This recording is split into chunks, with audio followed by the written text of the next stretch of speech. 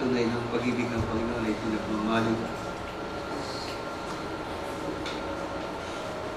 At minsan ay naisip ko yung mga ilang mga taong nagtatanong, Panginoon, mahal mo ba?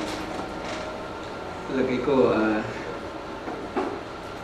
ang ating tanungin ay ang ating mga sarili.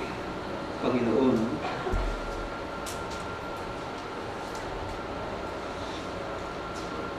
namamayagi ba ako sa pagmamahal sa iyo? Sa banal na kasulatan ay ating makikita kailanman ng Diyos ay hindi iniiwan ang kanyang bayan. Subalit ang kanyang bayan, kalimitan ay humihiwalay sa Diyos. Humihiwalay sa kanyang loob. Sa araw nito, nais kong anyayahan kayo sa pagtayo at tayo tulog sa mga salita ng Diyos. At bago yun, tayo manalangin. Ating ipo ang ating mga ulo. Huli ay ating hingin ang gabay ng Panginoon sa pagpapatuloy ng ating serye. Dalangin ko na ang bawat isa ay bukas ang ating mga puso at ang ating mga kaisipan sa araw nito upang ating pakatantuin ang mga araw na ating kinabubuhayan. At lubos na ating maintindihan ang mga bagay na nagaganap sa kasalukuyan. Iko natin ating maulot ay manalangin. At kung mayroong ilan na nais nilang ilangkip sa pananalangin sa araw nito, ipapatid ninyo sa pagtataas ng inyong mga kamay. At atin rin isama sa dalangin sa araw nito ang mga nanonood at nakikinig online na sila'y abutin ng Diyos at makita rin ang ilang mga bagay na nais na ipakita ng Diyos sa atin sa mga kapanahon. Amang Diyos, sa araw nito kami ay nagpapasalamat sa iyong masaganang biyaya na aming tinaglay ang panibagong araw na karagdagan sa aming buhay, na may kalakasan, may kapayapaan at may kagalakan. Narito kami sa ilalim ng bubungan ng bahay-sambahan ay pinagkaloob mo sa amin. Nakinikilala ang iyong kagandahang loob at ang iyong kabutihan hanggang sa mga araw nito, tunay kang di nagbabago. Noon, ngayon at magpakailanman. Salamat po Diyos sa pagkakataon ay pinagkaloob mo sa aming muli na makapakinig sa iyong mga salita at mapagpatuloy ang paksa na aming pinag-usapan patungkol sa timeline of the Book of Revelation. Tulungan mo ang bawat isa sa amin na maunawaan ang mga bagay na nais mong ipaunawa. Na gaya ng nasasaad sa Book of Revelation, ang mga bagay na ipinakita mo kay Juan ay mahirap liripin at intindihin. But it takes the spirit of wisdom na nagmumula sa iyo, Panginoong Diyos. Hindi karunungan na makasanglibutan, kundi karunungan na nagmumula sa iyo sa pamagitan ng paggawa at paghahayag na malaya ng espiritu ng karunungan at pahayag. Dalangin ko ng bawat pakinig ay maging bukas sa araw nito sa tinig ng iyong espiritu. At iyong himay-himayin sa amin ang mga salita ng kasulatan na isinulat ni Juan at ipinakita at pinadala sa mga kasimbahanan sa Asia Minor. Ngunit ang mga bagay na nilalaman karamihan ay patungkol sa mga huling araw na aming kinabubuhayan. Dalangin ko na ang mga lambong sa bawat kaisipan ay maparang at ang liwanag ng iyong katotohanan ay dumating at sumikat o sumilay sa bawat isa, di lamang sa amin na naririto, kundi maging sa mga nanood online. Lord, yung patuloy na sumusubaybay sa internet, Lord God. Pagpalain mo sila sapagkat ikaw ay Diyos na hindi nalilimitahan ng distansya. At magagawa mo ring magligtas sa mga hindi pa nakaranas ng kaligtasan. At sa araw nito, aming Amang Diyos, ipinagtatagubilin namin ang aming mga buhay sa iyo. Sa iyong mas malayang paggawa at pagkilos sa kapisanan ito. At ang iyong pahig na tutulong sa iyong abang lingkod upang makapangusap ng mga bagay na iyong ibig o Diyos. Kalagan mo ang labing putik At ilagay mo ang mga salita ng makalangit na iyong ibig iparating sa mga naririto sa araw nito, na napat ang bawat isa sa pag-uwi. Matapos ang gawain ay magsasabi, ang Panginoon ay nangusap sa akin, napakabuti niya sa akin. Iyong papangyarihin ang aming mga kahilingan. Ipagkaloob mo sa amin, hindi dahilan sa aming mabubuting gawang nagawa, kundi dahilan kay Kristo Jesus na yung pinakapamahal. At sa kanyang pangalan ay aming hiningi ang lahat ng ito. Ang lahat ay magsabing Amen. Ang bawat isa ay magsabing Praise the Lord! Palakpakan natin ang Panginoon. Blessed be the name of the Lord. Manatiling nakatayo bawat isa. Ang gawain natin ay hanggang tanghali lamang dahil sa ministers meeting namin. Revelation chapter 1 verse 4 hanggang sa verse 8. At tandaan natin ang Book of Revelation ay isang sulat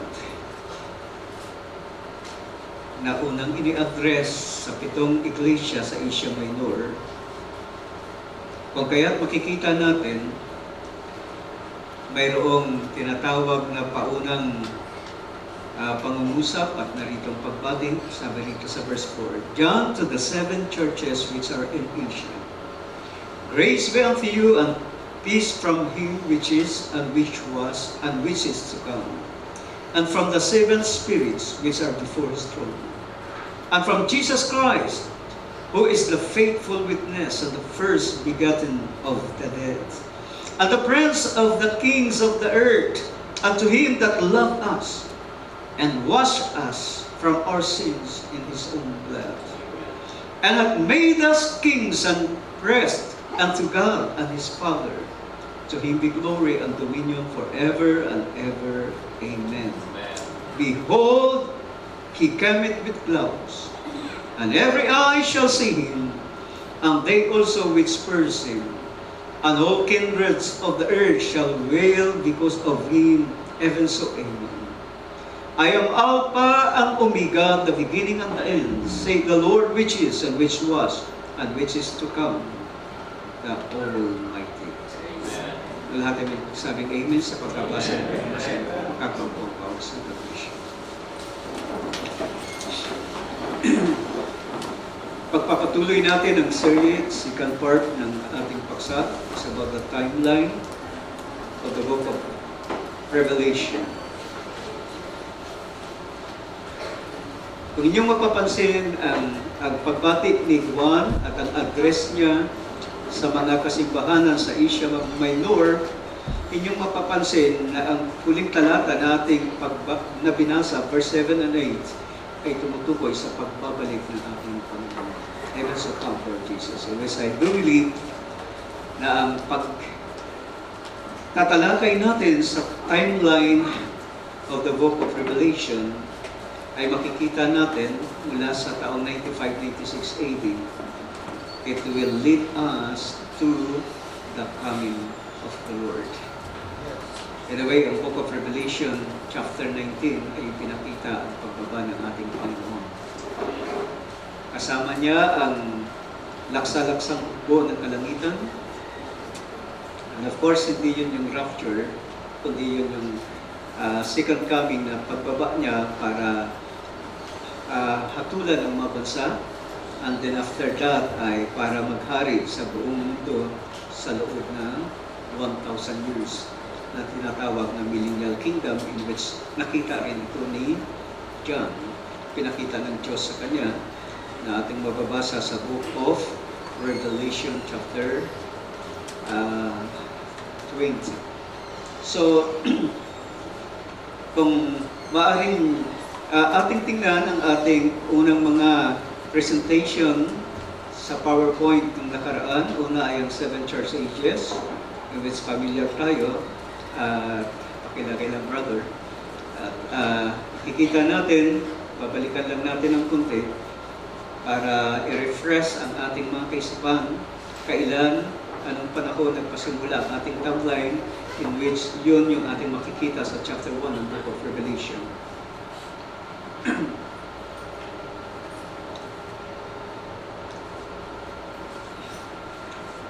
So, pakiplas lang riyan yung nakaraan. At kung inyong mapapansin, sa pagitan ng chapter 3 last verses at ang Revelation chapter 4, na saan yung parihas na tinig na narinig ni John sa chapter 1 ay narinig niya ulit sa chapter 4 ng Book of Revelation. At tinawag si John, umakyat ka at nakakita siya ng pintuang bukas sa langit. Si Dr. Scofield ng Scofield Bible ay kanyang ipinakita at tinipo na ang pag-akyat at pagtawag nito ng Diyos kay Juan at siya ay nasa Espiritu, ito ay nagtitipo. Hindi ito yung actual na rapture, kundi nagtitipo.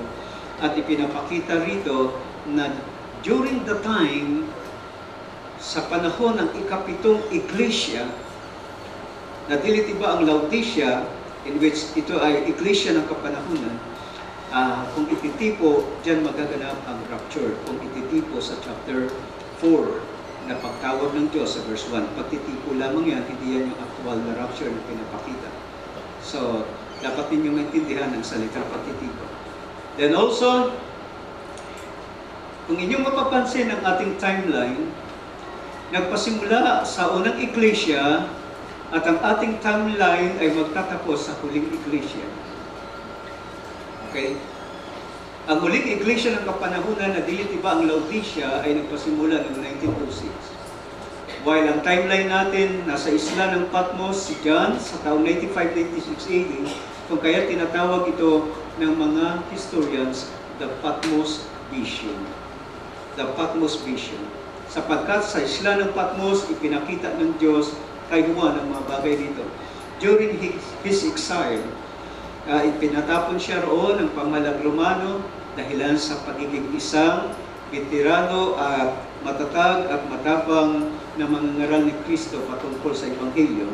Hindi dahilan sa anumang mga krimen na kanyang nagawa, pagkakasala, paghimagsik laban sa pamahalang Roma. Walang ganong mga ginawa si John, kundi dahilan sa pangangaral at ang Ebanghelyo ng ating Panginoong Hesus at ang kanyang pangalan. Which nung mga panahon ng early church ay dumaranas sila ng mapag-uusig dahil sa kanyang pangalan na hindi tinatanggap ng karamihan. At maging ang mga lahi ng Israel ay ang pangalan ng ating Panginoon ay kanilang kinamumuhian, the most rejected name, at para sa kanila it's the most blasphemous name, the name of Jesus.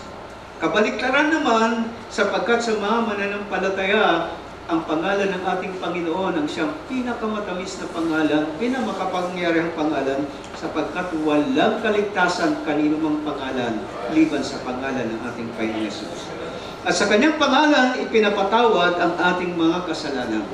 Purihin ang kanyang banal na pangalan. Palakpakan natin ang pangalan. Hallelujah, hallelujah. Now, inyong i-take note sapagkat hindi mahirap na sundan ang ating timeline, yung linya ng mga panahon. Kailan nagpasimula? 95, 96 AD at tumakbo tayo hanggang sa 1906. Nagsimula ang Laodicean Church Age. At kung ating titingnan yung message sa Laodicean Church Age, ang reward sa Laodicean Church Age na ating makikita sa Revelation chapter 3 ay napakainam na reward. Nasabi rito sa verse 21, "To him that overcometh will I grant to sit with me in my throne, even as I also overcame and am set down with my Father on his throne." So ating makikita mga kapatid, na ang reward sa Laodicean Church Age sa mga overcomer ay ang paghahari. Ang pag-upo at paghahari na kasama ng ating Panginoon. So, ang reward na ito ay mayroong indikasyon na during the time ng Laodicean Church Age, Jesus Christ will come. Okay? So, dahilan tapos na tayo rito sa ating timeline, at nung nakaraang linggo ay binigyan natin ng diin ang chapter 4, chapter 5 ng Book of Revelation, most especially ang chapter 5, na saan ay naganap doon ang pagkuha ng karapat-dapat sa aklat na may 7 tatak. At siya lamang ang may karapatang sumira ng tatak, mag-alis ng tatak at buksan ang aklat upang ito'y mahayag. At ang panahon na ating pinag-usapan roon, ang mga taon ay 1963. So we go forward, hindi tayo nag-stop sa 1906 ang pasimula ng Laodicean Church Age, kundi nagpatuloy ang ating timeline sa Book of Revelation. Alright. At ating pinatunayan nung nakaraan, anong mayroon noong 1963? Sa langit, binuksan ang mga selyo, sa lupa ay ipinahayag sa pamagitan ng mensahero, ikapitong mensahero, according to the Book of Revelation, chapter 10, verse 17. But in the days of the voice of the seventh angel, when he shall begin to sound, the mystery of God shall be finished.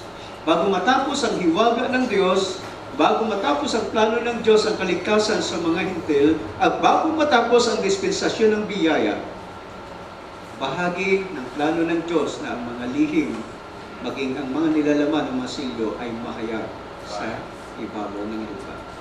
At ang instrumento ng Diyos na kanyang gagamitin, ikapitong anghel, sa panahon ng ikapitong iglesia, na dilitiba ang Laodicea. So inyo makikita na fit ang mga scriptures. Now, pakilagay lang brother yung sumunod na ating visual illustration na aking tinignan. So pupukus tayo ngayon, iwanan natin tong unang presentation ito. Tayo ay pupukus. No, hindi yan. Meron, hindi pa pala nailagay.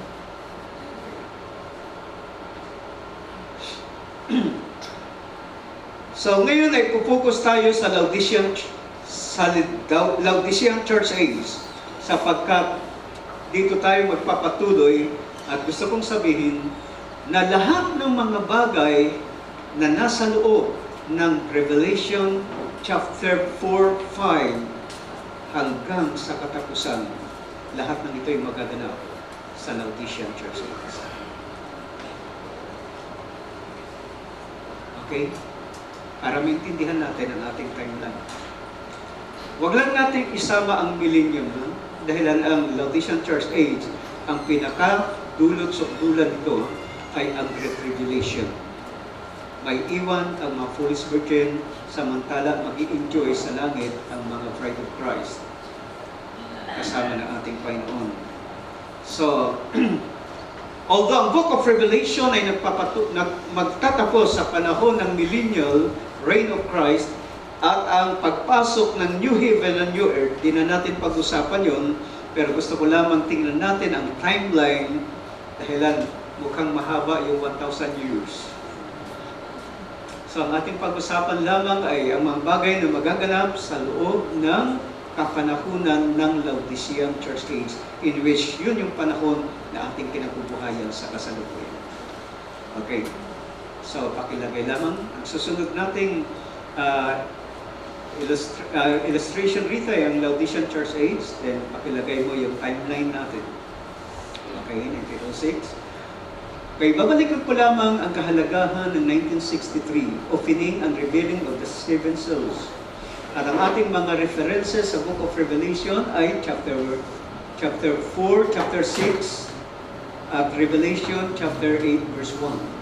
Now, kapag pinag-usapan natin ang opening and revealing of the seven seals, ang fulfillment ng opening ng breaking of the seals sa langit ay ating inilagay ang taong 1963, in which during the time rin ay ipinahayag sa kanyang lingkod at mensahero na dilitibang ating kapatid Togonon.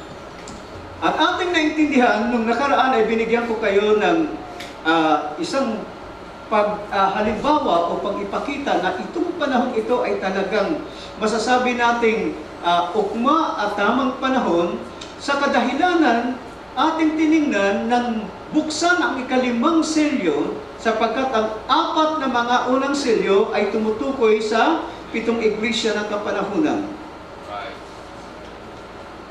Samantala, ang ikalimang selyo ay patungkol sa mga Hudyong pinatay na. So kung ating titingnan at matatandaan ninyo, ang Revelation chapter 6, ang verse 9, patungkol sa opening of the fifth seal, ay makikita natin kung ito'y nabuksan sa taong 1963, then kung babalik tayo way back 1939, sa kasagsagan ng First World War sa Europe, 6 million Jews ang pinatay ni Hitler dahilan sa pagiging Hudyo.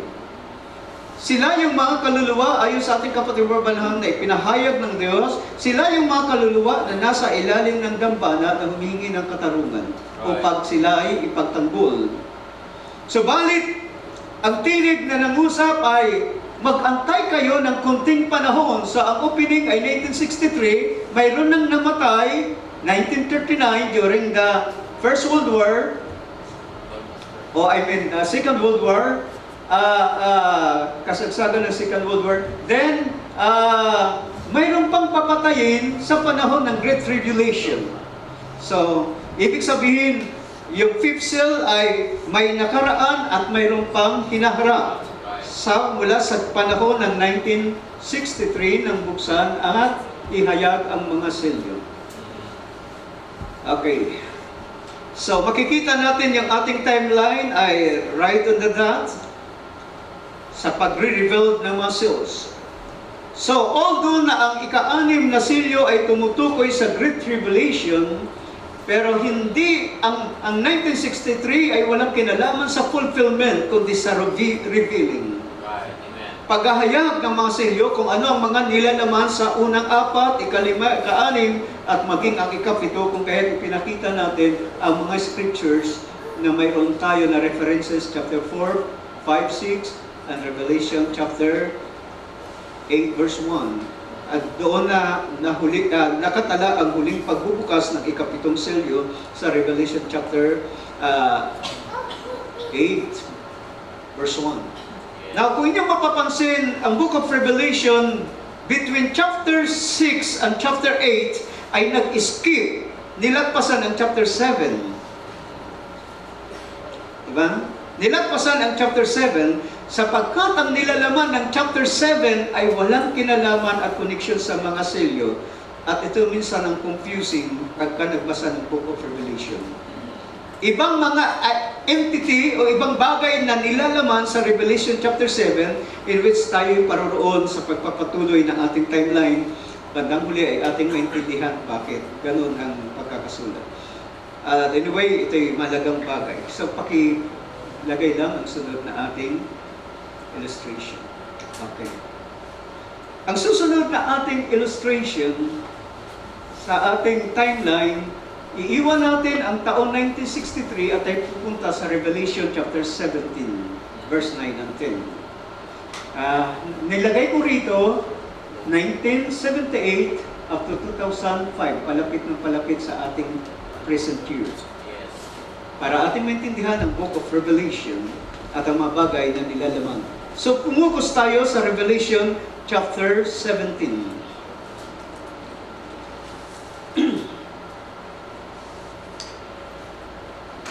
Although tayo ay mayroon dating mga naririnig, and sometime ako ay nagsishare ng ilang mga bagay na naririnig, pero God, tinutulungan tayo ng Diyos habang tumatagal, at as bilang mga estudyante sa mga salita ng Diyos, at most especially sa Bible prophecy, ay may mga ilang bagay na ipinapakita ng Diyos habang nagluluwat ang panahon. Ang Revelation chapter 17 verse 1 ay mayroong ipinakita ang Diyos kay Juan. Subalit sa verse 1, ang mahalagang punto rito ay ang keyword na ating titingnan ng susing salita para maintindihan natin ang panahon na tinutukoy ng pangitaing ito na mga posibilidad kailan maaring mangyari. Sapagkat kapag hindi natin naintindihan ng tama, ang mga nilalaman, ang mga pangungusap at pananalita ay pwede natin itong gaya ng inyong makikita at naririnig at ang iba sa internet at iba pa, ay ina-apply nila ang chapter na ito sa mga nagdaang mga kapanahunan at ang ilan ay sa ating panahon, mga bagay na saan ay kinakailangang maintindihan. Sa verse 1, sabi rito, "And there came one of the seven angels which held the seven vials, and talked with me, saying unto me, Come hither, I will shew unto thee the judgment of that great whore that sitteth upon many waters." Although ang vision na ito ay nakita ni John sa isla ng Patmos sa taong 96 AD. Subalit ang pangitain ay bahagi sa chapter 4 verse 1. Ipapakita ko ang mga bagay na mangyayari sa hinaharap. So therefore, lahat ng mga bagay mula sa chapter 4 ng Book of Revelation ay mga future. Mga bagay na mangyayari sa hinaharap. At yun ay pagkatapos na ipakita ang seven churches sa Asia Minor at ang spiritual significance na dinitiba ang seven church ages. Ang iglesia sa mga kapanahunan na ating nakita sa unang ating PowerPoint. So ang time na ipinapakita rito, ang panahon na ipinapakita sa verse 1, panahon na hahatulan ng Diyos ang bantog na patutot. Therefore, kapag pinag-usapan natin yung panahon na hatulan ang bantog na patutot, hindi ito ang panahon, hindi tumutukoy sa panahon ng pasimula ng pagbangon ng patutot.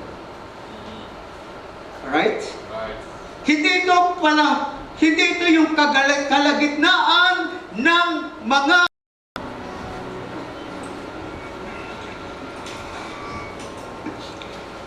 magandang magkasalat sa pangalan ng Panginoong Jesus.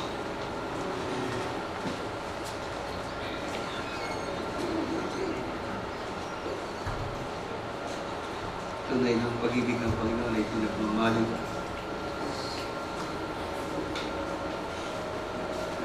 Minsan ay naisip ko yung mga ilang mga taong nagtatanong, Panginoon, mahal mo ba? Palagay ko, ang ating tanungin ay ang ating mga sarili. Panginoon,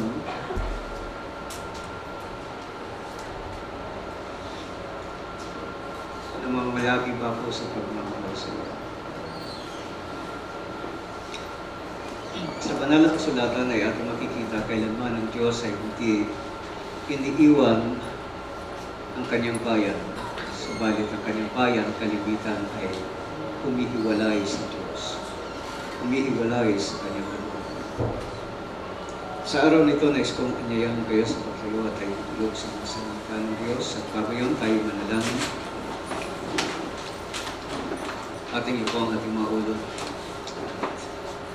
Huli ay ating hingin ang gabay ng Panginoon sa pagpapatuloy ng ating sarili. Dalangin ko na ang bawat isa ay bukas ang ating mga puso at ang ating mga kaisipan sa araw nito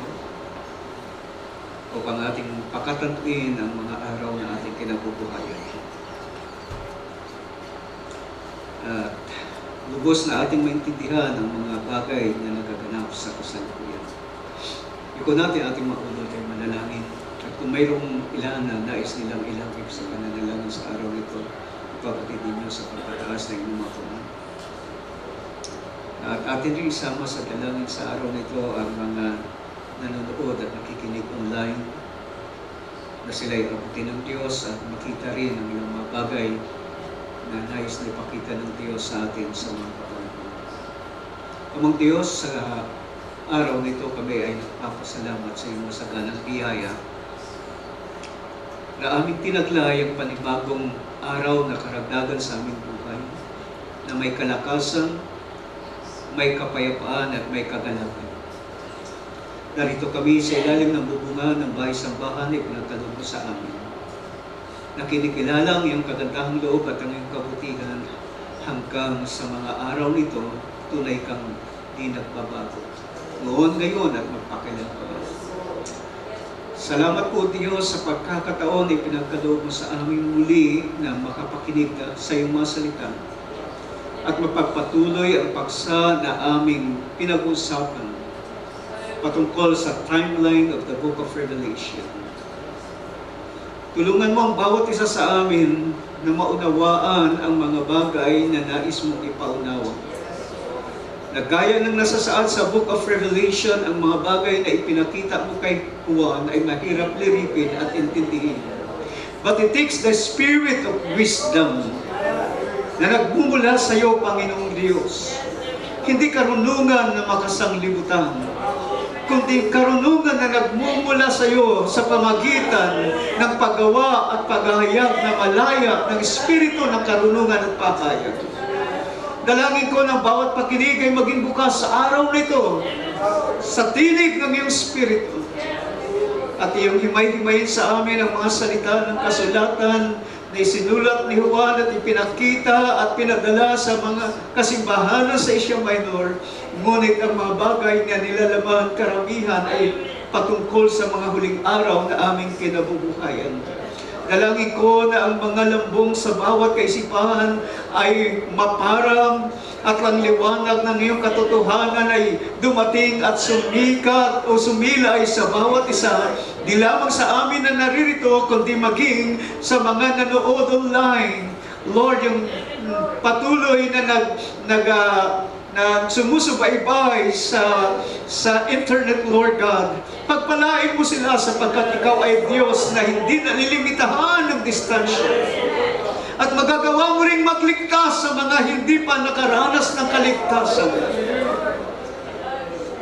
At sa araw nito, aming Amang Diyos, ipinagtatagubilin namin ang aming mga buhay sa iyo. Sa iyong mas malayang paggawa at pagkilos sa kapisanan ito. At ang iyong pahig na tutulong sa iyong abang lingkod upang makapangusap ng mga bagay na iyong ibig o Diyos. Kalagan mo ang labing putik at ilagay mo ang mga salita ng makalangit na iyong ibig iparating sa mga naririto sa araw nito, na napat ang bawat isa sa pag-uwi. Matapos ang gawain ay magsasabi, ang Panginoon ay nangusap sa akin, napakabuti niya sa akin. Iyong papangyarihin ang aming mga kahilingan. Ipagkaloob mo sa amin, hindi dahilan sa aming mabubuting gawang nagawa, kundi dahilan kay Kristo Jesus na iyong pinapamamahal. At sa kanyang pangalan ay aming hiningi ang lahat ng ito. Ang lahat ay magsabing Amen. Ang bawat isa ay magsabing Praise the Lord! Palakpakan natin ang Blessed be the name of the Lord. Manatiling nakatayong bawat isa. Ang gawain natin ay hanggang tanghali lamang dahil sa ministers meeting namin. Revelation chapter 1 verse 4 hanggang sa verse 8. At tanda natin, ang Book of Revelation ay isang sulat na unang ini-address sa 7 iglesia sa Asia Minor. Kung kaya't makikita natin, mayroong tinatawag na paunang pangungusap at naritong pagbati, sabi rito sa verse 4. John to the 7 churches which are in Asia. Grace be unto you and peace from him which is, and which was, and which is to come, and from the 7 spirits which are before his throne, and from Jesus Christ, who is the faithful witness and the first begotten of the dead, and the prince of the kings of the earth, and to him that loved us, and washed us from our sins in his own blood, and hath made us kings and priests unto God and his Father. To him be glory and dominion forever and ever. Amen. Amen. Behold, he cometh with clouds, and every eye shall see him, and they also which pierced him, and all kindreds of the earth shall wail because of him. Even so, amen. I am Alpha and Omega, the beginning and the end, say the Lord which is, and which was, and which is to come, the Almighty. Amen. Lahat ay magsabing amen sa pagkabasa ng pagkakampong pausa ng Bishop. Pagpapatuloy natin ang series, second part ng ating paksa. It's about the timeline of the book of Revelation. Kung inyong mapapansin, ang pagbati ni Juan at ang address niya sa mga kasimbahanan sa Asia Minor, inyong mapapansin na ang huling talata nating na binasa, verse 7 and 8, ay tumutukoy sa pagbabalik ng ating Panginoon. Even so come for Jesus. And as I do believe na ang tatalakay natin sa timeline of the book of Revelation ay makikita natin mula sa taong 95-96 AD. It will lead us to the coming of the Lord. In a way, ang book of Revelation, chapter 19, ay pinakita ang pagbaba ng ating Panginoon. Kasama niya ang laksa-laksang hukbo ng kalangitan.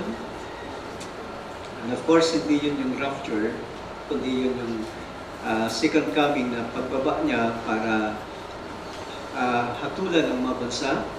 And then after that ay para maghari sa buong mundo sa loob ng 1,000 years na tinatawag na Millennial Kingdom, in which nakita rin ito ni John. Pinakita ng Diyos sa kanya na ating mababasa sa book of Revelation chapter 20. So, kung maaring ating tingnan ang ating unang mga presentation sa PowerPoint ng nakaraan. Una ay ang 7 Church Ages, in which familiar tayo, pakilagay lang brother. At ikita natin, babalikan lang natin ng konti para i-refresh ang ating mga kaisipan, kailan, anong panahon nagpasimula ang ating timeline, in which yun yung ating makikita sa chapter 1 ng Book of Revelation.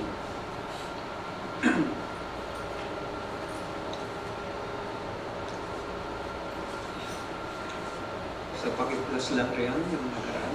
At kung inyong mapapansin, sa pagitan ng chapter 3 last verses at ang Revelation chapter 4, na saan yung parihas na tinig na narinig ni John sa chapter 1 ay narinig niya ulit sa chapter 4 ng Book of Revelation. At tinawag si John, umakyat ka at nakakita siya ng pintuang bukas sa langit.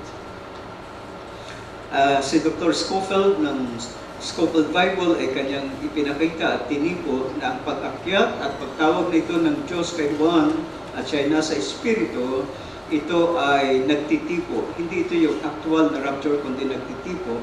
At ipinapakita rito na during the time, sa panahon ng ikapitong iglesia, na dilit iba ang Laodicea, in which ito ay iglesia ng kapanahunan, kung ititipo, diyan magaganap ang rapture. Kung ititipo sa chapter 4, na pagtawag ng Diyos sa verse 1, pagtitipo lamang yan, hindi yan yung actual na rapture na pinapakita. So, dapat ninyong maintindihan ang salitang pagtitipo. Then also, kung inyong mapapansin ang ating timeline, nagpasimula sa unang iglesia at ang ating timeline ay magtatapos sa huling iglesia. Okay?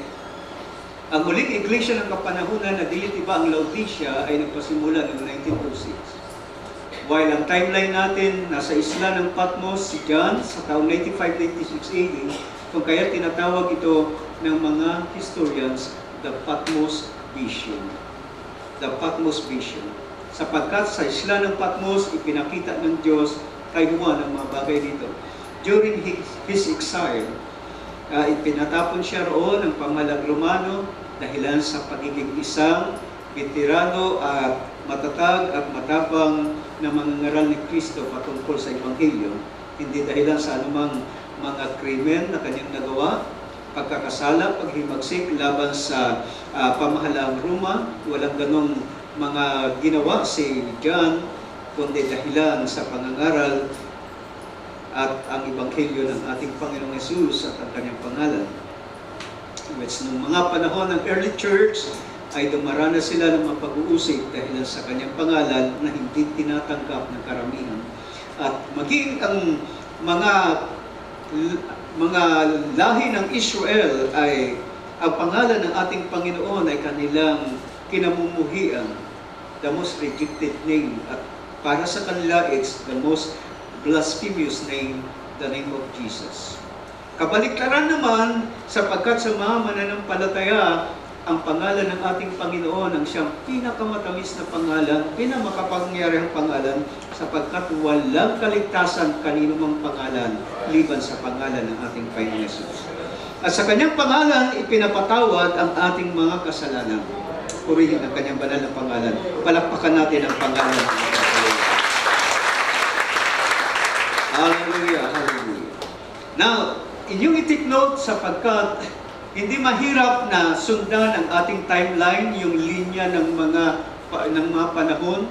Kailan nagpasimula? 95, 96 AD at tumakbo tayo hanggang sa 1906. Nagsimula ang Laodicean Church Age. At kung ating titingnan yung message sa Laodicean Church Age, ang reward sa Laodicean Church Age na ating makikita sa Revelation chapter 3 ay napakainam na reward. Sabi rito sa verse 21, "To him that overcometh will I grant to sit with me in my throne, even as I also overcame and am set down with my Father on his throne." So ating makikita mga kapatid, na ang reward sa Laodicean Church Age sa mga overcomer ay ang paghahari. Ang pag-upo at paghahari na kasama ng ating Panginoon. So, ang reward na ito ay mayroong indikasyon na during the time ng Laodicean Church Age, Jesus Christ will come. Okay? So, dahilan tapos na tayo rito sa ating timeline, at nung nakaraang linggo ay binigyan natin ng diin ang chapter 4, chapter 5 ng Book of Revelation, most especially ang chapter 5, na saan ay naganap doon ang pagkuha ng karapat-dapat sa aklat na may 7 tatak. At siya lamang ang may karapatang sumira ng tatak, mag-alis ng tatak at buksan ng aklat upang ito'y mahayag.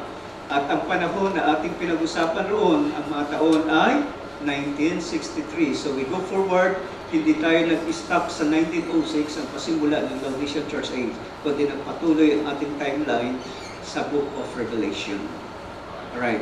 At ating pinatunayan nung nakaraan, anong mayroon noong 1963?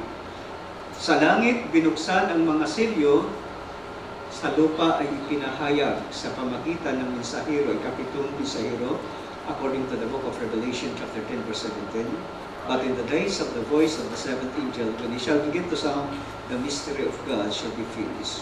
Bago matapos ang hiwaga ng Diyos, bago matapos ang plano ng Diyos ang kaligtasan sa mga hintil, at bago matapos ang dispensasyon ng biyaya, bahagi ng plano ng Diyos na ang mga lihim, maging ang mga nilalaman ng mga silyo ay mahayag sa ibabaw ng lupa. At ang instrumento ng Diyos na kanyang gagamitin, ikapitong anghel, sa panahon ng ikapitong iglesia, na dilitiba ang Laodicea. So inyo makikita na featured ang mga scriptures. Now, pakilagay lang brother yung sumunod na ating visual illustration na aking tinignan. So pupukus tayo ngayon, iwanan natin tong unang presentation ito. Tayo ay pupukus. No, hindi yan. Meron dito pala nailagay.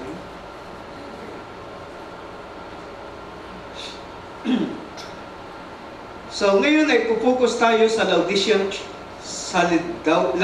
Church Age, sapagkat dito tayo magpapatuloy at gusto kong sabihin na lahat ng mga bagay na nasa loob ng Revelation chapter 4, 5 hanggang sa katapusan, lahat ng ito ay magaganap sa Laodicean Church Age. Okay? Para maintindihan natin ang ating timeline. Huwag lang natin isama ang millennium, dahilan ang Laodicean Church Age, ang pinaka-dulot-sukdulan nito ay ang Great Tribulation. May iwan ang mga foolish virgin, samantala mag-i-enjoy sa langit ang mga bride of Christ, kasama ng ating Panginoon. So, Although ang Book of Revelation ay magtatapos sa panahon ng millennial reign of Christ at ang pagpasok ng New Heaven and New Earth, di na natin pag-usapan yon, pero gusto ko lamang tingnan natin ang timeline dahilan mukhang mahaba yung 1,000 years. So ang ating pag-usapan lamang ay ang mga bagay na magaganap sa loob ng kapanahunan ng Laodicean Church Age, in which yun yung panahon na ating kinabubuhayan sa kasalukuyan. Okay. So pakilagay lamang ang susunod nating illustration rito ay ang Laodicean Church Age, then pakilagay mo yung timeline natin. Okay, 1906. Okay, babalikan ko lamang ang kahalagahan ng 1963, opening and revealing of the seven seals. At ang ating mga references sa Book of Revelation ay chapter 4, chapter 6, at Revelation chapter 8, verse 1. Now, kapag pinag-usapan natin ang opening and revealing of the seven seals, ang fulfillment ng opening, ng breaking of the seals sa langit, ay ating inilagay ang taong 1963, in which during the time rin ay ipinahayag sa kanyang lingkod at mensahero na dilitibang ating kapatid Orbanhan. At ating naintindihan, nung nakaraan ay binigyan ko kayo ng isang halimbawa o pag-ipakita na itong panahon ito ay talagang masasabi nating ukma at tamang panahon sa kadahilanan ating tiningnan ng buksan ang ikalimang selyo sapagkat ang apat na mga unang selyo ay tumutukoy sa 7 iglesia ng kapanahunan. Samantala, ang ikalimang selyo ay patungkol sa mga Hudyong pinatay na. So kung ating titingnan at matatandaan ninyo, ang Revelation chapter 6, ang verse 9, patungkol sa opening of the fifth seal, ay makikita natin kung ito'y nabuksan sa taong 1963, then kung babalik tayo way back 1939, sa kasagsagan ng First World War sa Europe, 6 million Jews ang pinatay ni Hitler dahilan sa pagiging Hudyo. Sila yung mga kaluluwa, ayon sa ating kapatid Orbanhan, na ipinahayag ng Diyos, sila yung mga kaluluwa na nasa ilalim ng dambana na humingi ng katarungan upang sila ay ipagtanggol. Subalit, ang tinig na nangusap ay mag-antay kayo ng kunting panahon. Sa ang opening ay 1963, mayroon nang namatay 1939 during the First World War,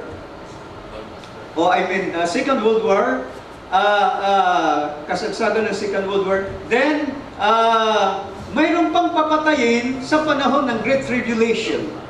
So, ibig sabihin, yung fifth seal ay may nakaraan at mayroon pang hinaharap mula sa panahon ng 1963 nang buksan at ihayag ang mga selyo. Okay. So, makikita natin yung ating timeline ay right on the dot sa pagre-reveal ng mga seals. So, although na ang ika-6 na selyo ay tumutukoy sa Great Tribulation, pero hindi, ang 1963 ay walang kinalaman sa fulfillment, kundi sa revealing. Paghahayag ng mga selyo kung ano ang mga nilalaman sa unang 4, ika-5, ika-6, at maging ang ika-7, kung kaya pinakita natin ang mga scriptures na mayroon tayo na references, chapter 4, 5, 6, and Revelation chapter 8, verse 1. At doon nakatala ang huling pagbubukas ng ika-7 selyo sa Revelation chapter 8, verse 1. Now, kung inyong mapapansin, ang Book of Revelation between chapter 6 and chapter 8 ay nag-skip, nilagpasan ang chapter 7. Diba?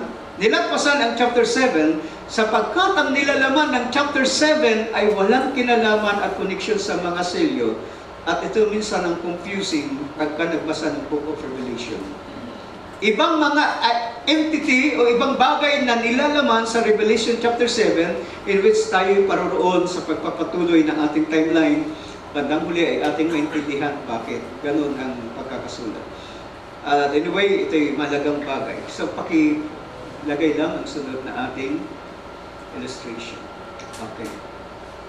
Ang susunod na ating illustration sa ating timeline, iiwan natin ang taon 1963 at tayo pupunta sa Revelation chapter 17, verse 9 and 10. Nilagay ko rito, 1978 up to 2005, palapit ng palapit sa ating present year. Para ating maintindihan ang Book of Revelation at ang mga bagay na nilalaman. So, pumukus tayo sa Revelation chapter 17.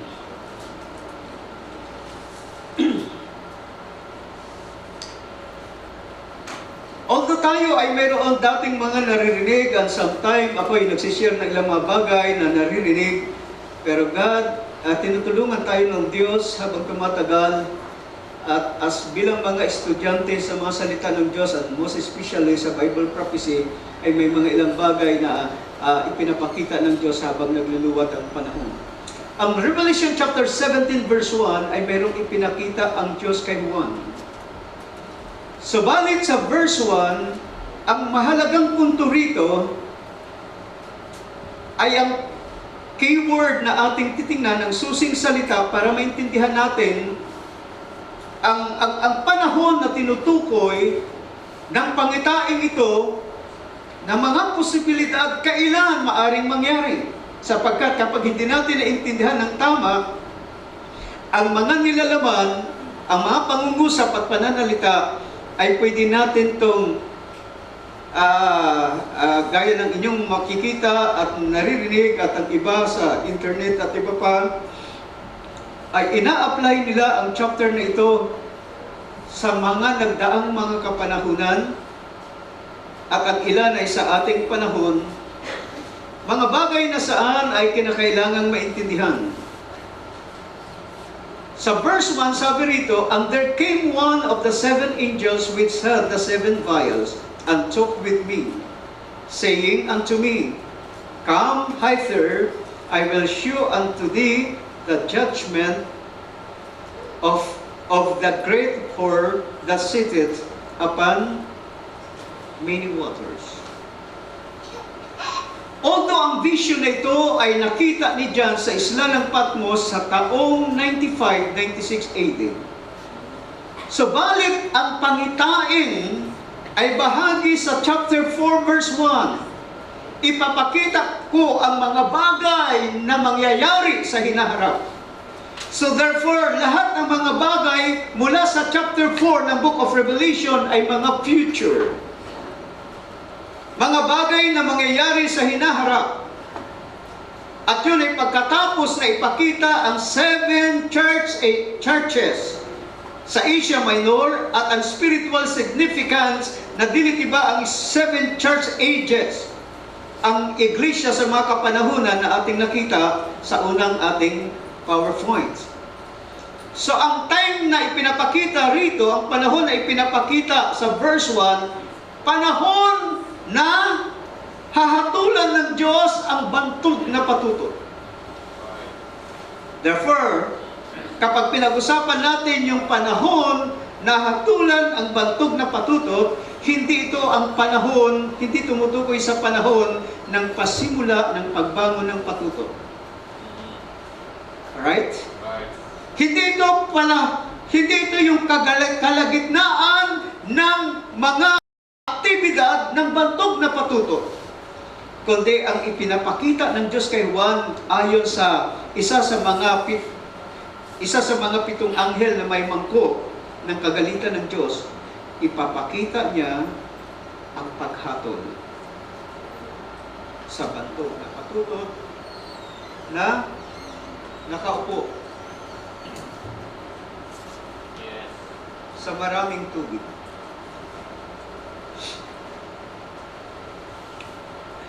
Ang chapter 17 ay nagpaliwanag sa verse 12. Okay, excuse me. Not verse 12. Tungkol sa mga tubig, verse 15. "And he saith unto me, The waters which thou sawest where thou were seated are peoples, multitudes, and nations, and tongues." So ang verse 15 ay may pinapakita, mga mahal na kapatid. I-take note natin na ang pasimula ng vision na nakita ni John, ang babae ay nakaupo sa kulay pula na hayop na may 7 ulo at 10 sungay. Subalit nang ipakita ang panahon ng paghatol sa bantog na patutot, okay, distorted ang ating sa may problem. Sa panahon ng judgment, sa bantog na patutot, dinescribe ng anghel kay John, ang babaeng ito ay nakaupo sa maraming tubig. How come na siya ay nakaupo sa maraming tubig na samantalang sa pasimula nakaupo siya sa hayop na mapula? So, it seems na mayroong mga pagbabago sa mga pangyayari. At dito ay pinaliwanag na yung mga tubig na yung nakita, kung saan nakaupo ang patutot, ay mga tao, mga karamihan, mga bansa, at mga wika. Meaning to say, ang babaeng ito, ang bantog na patutot, ay naging makapangyarihan at naging katanggap-tanggap sa buong sanglibutan. So yun ang isang bagay na ating makikita. And during this time, sa panahon ito na siya ay worldwide na tanggap ng mga tao, yun yung panahon na ang kanyang paghatol ay darating sa kanya. So hindi sa pasimula, hindi sa kalagitnaan, kundi sa isang panahon na saan ang mga bansa, mga tao, mga karamihan at mga wika ay mayroong pagkakilala sa kanya. Ang verse 2, verse 3 hanggang sa verse 4 ay mga description patungkol sa hayop at sa babae. Sabi rito sa verse 2, with whom the kings of the earth have committed fornication, and the inhabitants of the earth have been made drunk with the wine of her fornication. So, ang babae ito ay mayroong daladalang alak, may cup, may kupa ng alak. At sino mang makainom ng alak na ito ay nakikiapid sa kanya. Sa verse 3 ay dinescribe ang babae sa kanyang sinasakyan, kung saan siya nakasakay. So he carried me away in the spirit into the wilderness, and I saw a woman set upon a scarlet-colored vest, full of names of blasphemy, having 7 heads and 10 horns. So ngayon ay nagpasimulang i-describe ang hayop na sinasakyan. Scarlet-colored vest, full of names of blasphemy, having 7 heads and 10 horns. Verse 4, and the woman was arrayed in purple and scarlet color. Makikita natin ang royalty. Pagiging mahal na, masasabi natin ay nasa mahal na kalagayan.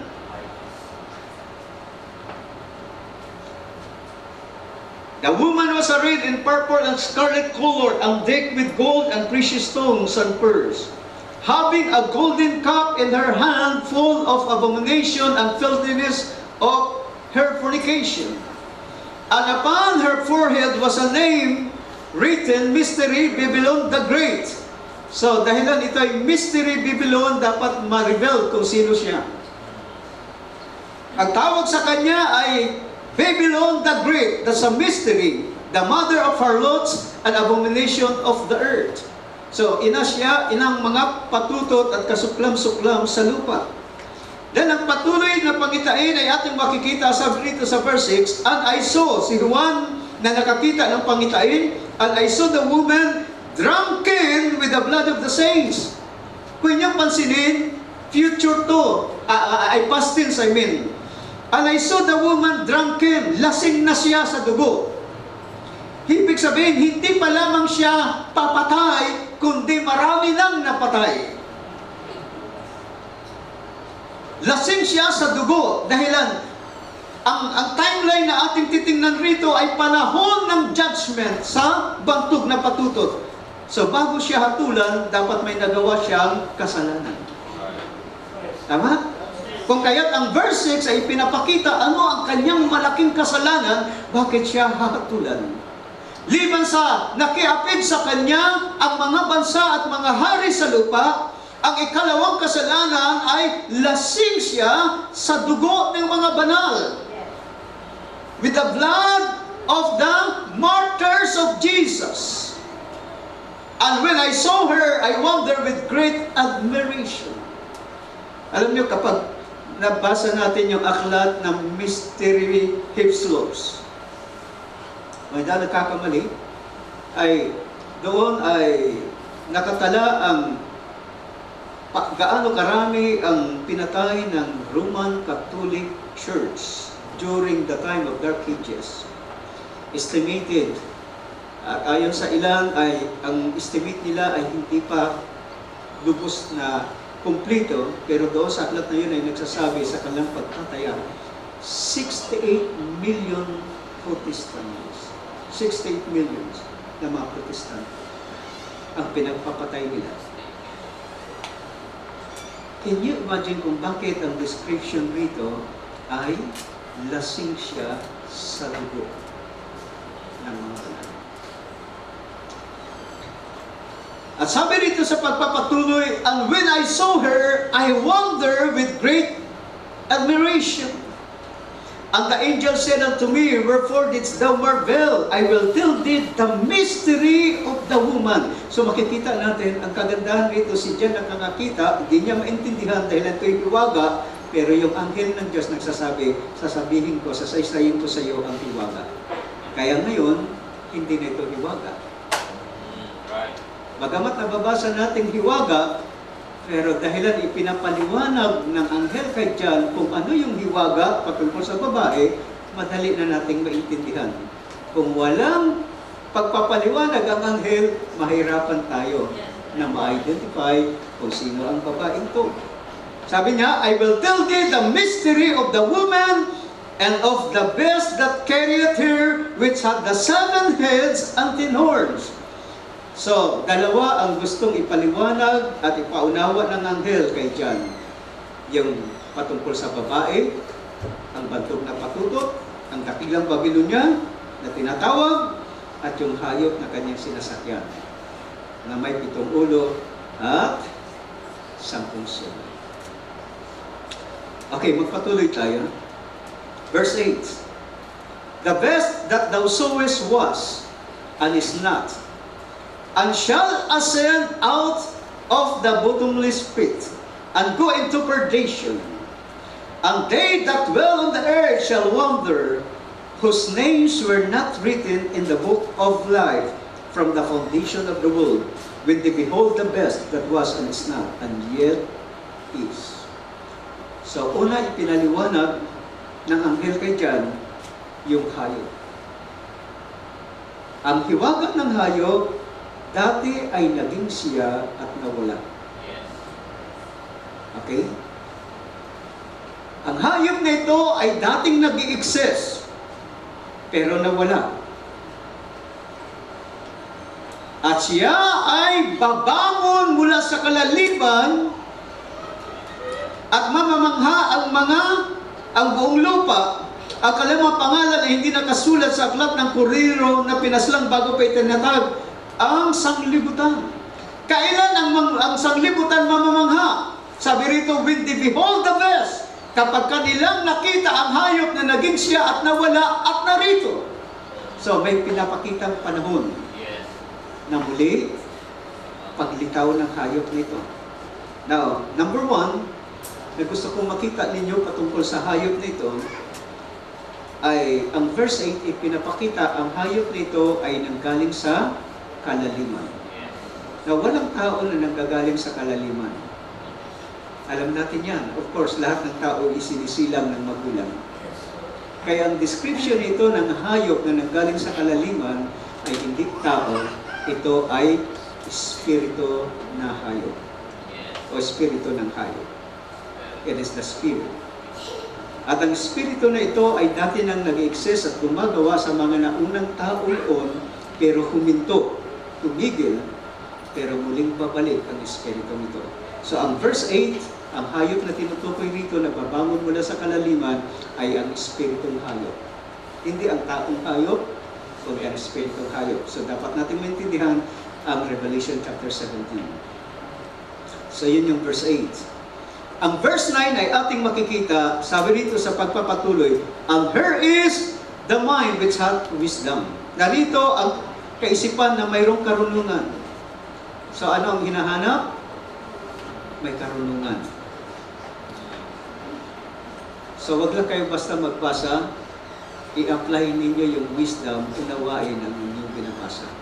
Wag lang kayo basta makinig, i-apply ang wisdom. Kapag may wisdom, unawain ang pinapakinggan.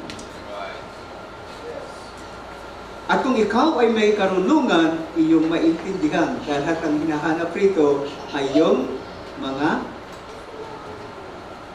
kaisipan na may karunungan.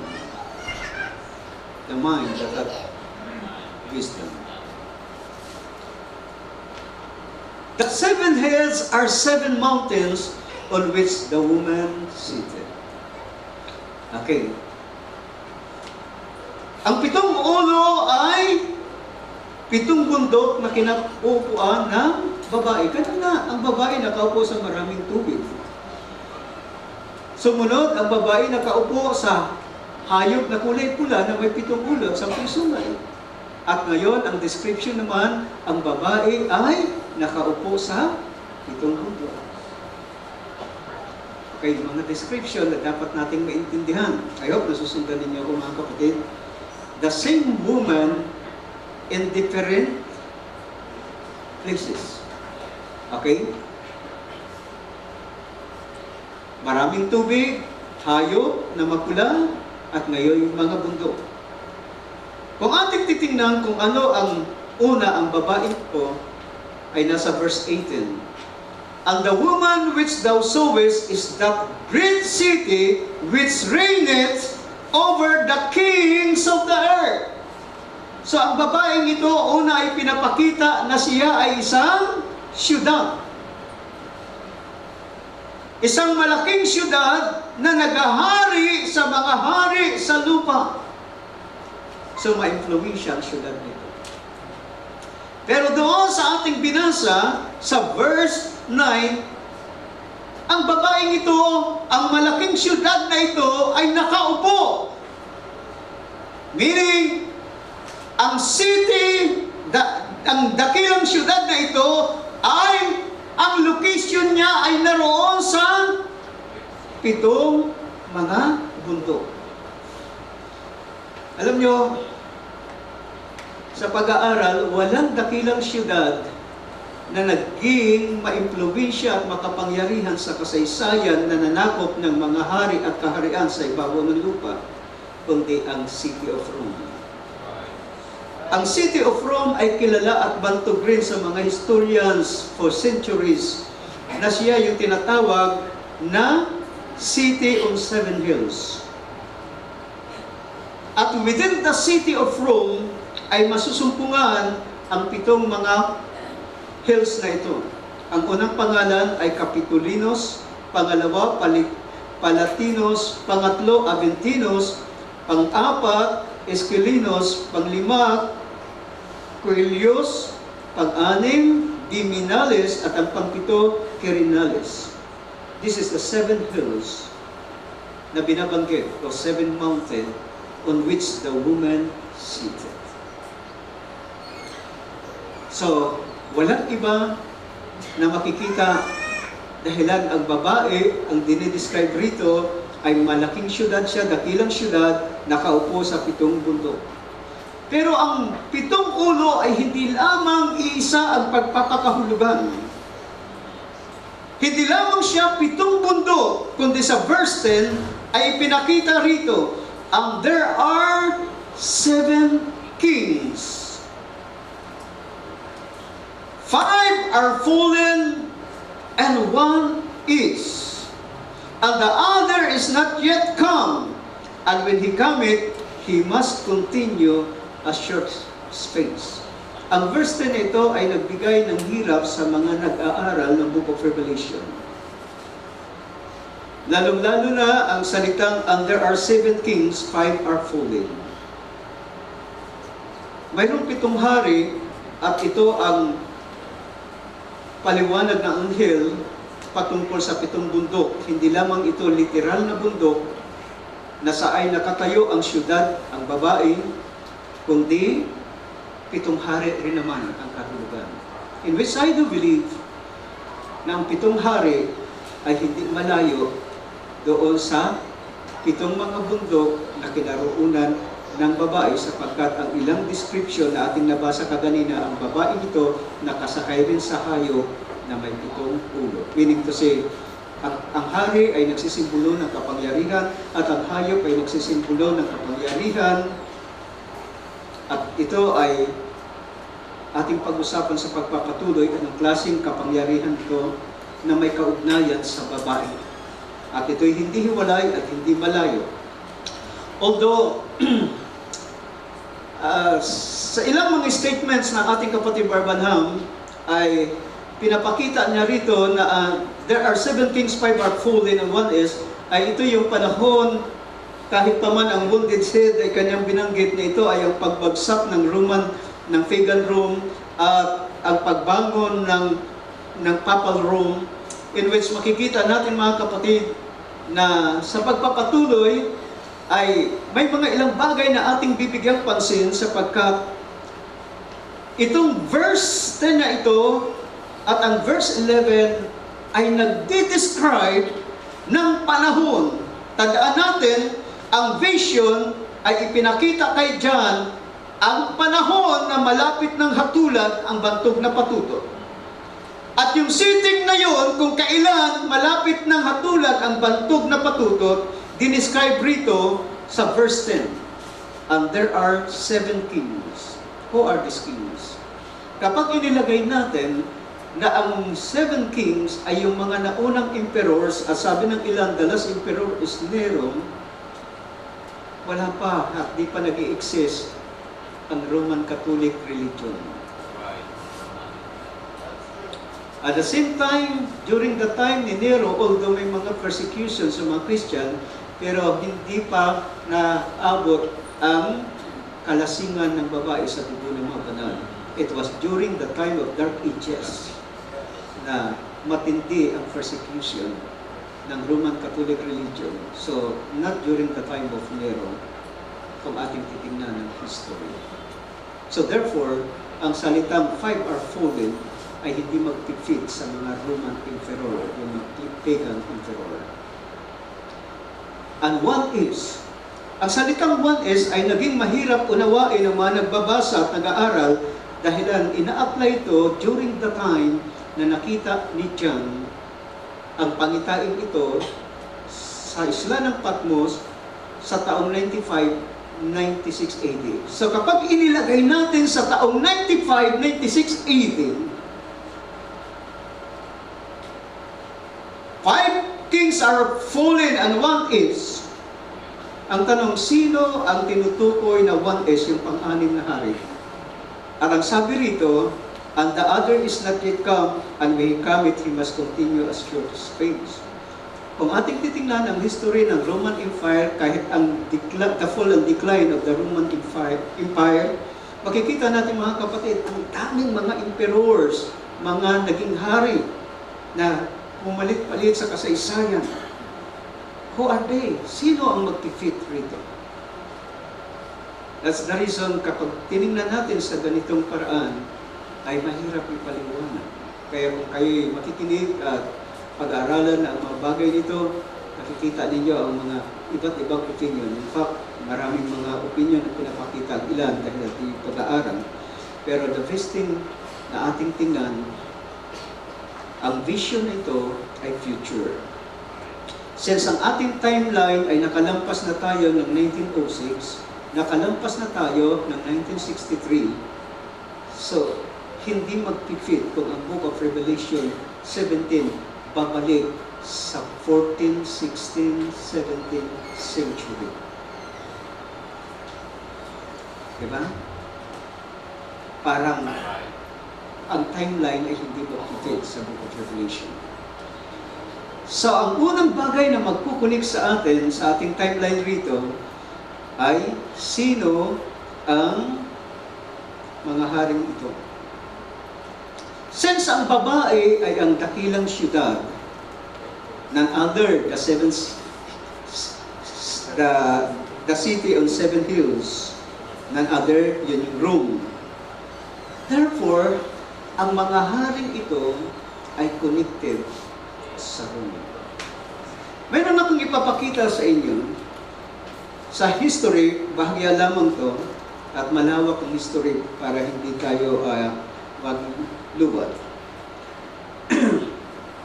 Upang ating maintindihan ang description sa verse 8 na ang hayop ay naging siya at nawala at muling babangon mula sa kalaliman. Pagbagsak ng Roman Empire, ang Roman Empire ay bumagsak at nagpasimulang humina in the 4th century, pero nagpipilit na makasurvive. Pero sa taong 756, tuluyang nag-collapse ang pagan Rome, ang Roman Empire. Sa taong 756, nagpasimulang lumakas ang pwersa ng papacy. At doon nagpasimula, kung kayo pupunta sa history, from pagan Rome, nagpasimula na lumitaw ang tinatawag na Holy Roman Empire. Paano naging Holy Roman Empire? Sapagkat sa taong 756, bago pumasok ang 800 AD, ang impluwensya ng Papa sa pagkakaroon ng mga lupain at impluwensya sa mga kaharian, nagpasimula rito ang tinatawag na Papal States. Although, masasabi natin na maraming kasaysayan at kaganapan na may mga hari sa panahong yun na tinatanggal sa kaharian at ang may gawa ay ang Papa. At nagagawa nilang magbangon ng hari na gusto nila.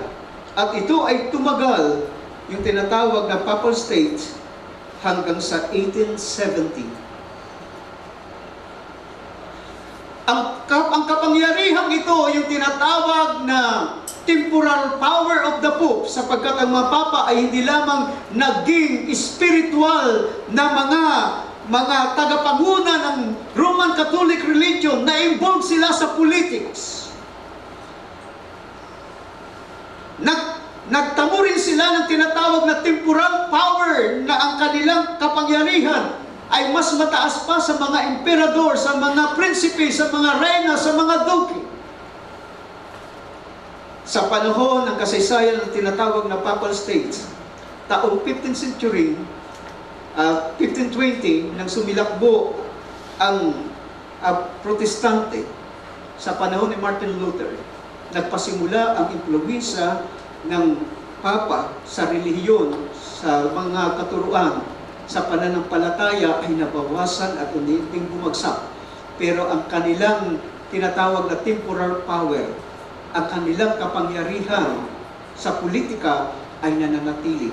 But it was during the time of Napoleon Bonaparte, nang kanilang invade ang Italy at dinitron niya ang Papa at pinakulong. Hindi lamang ang kapangyarihan ng Papa sa mga espiritual na mga bagay, kundi maging sa political na kapangyarihan ay inalis sa kanya. Taong 1817, at ang Papa ay na-exile sa kanilang lugar, sa kanilang tirahan, at nawala ang ganitong kapangyarihan. In which during this time, 1870 hanggang sa taong 1929, for more or less 60 years. Tsaka lamang ulit naka-recover ang papal state or the office of the papacy. Kaya dito makikita natin na ang spirit of the vessel, ang hayop nito na galing sa kalaliman na naging siya na nawala, ay hindi natin pwedeng tingnan sa political king, kundi rito sa religious king in the spirit na gumagawa sa papal office. So kung ating titingnan mga kapatid, mayroon rito, okay, maaaring hindi nyo makita,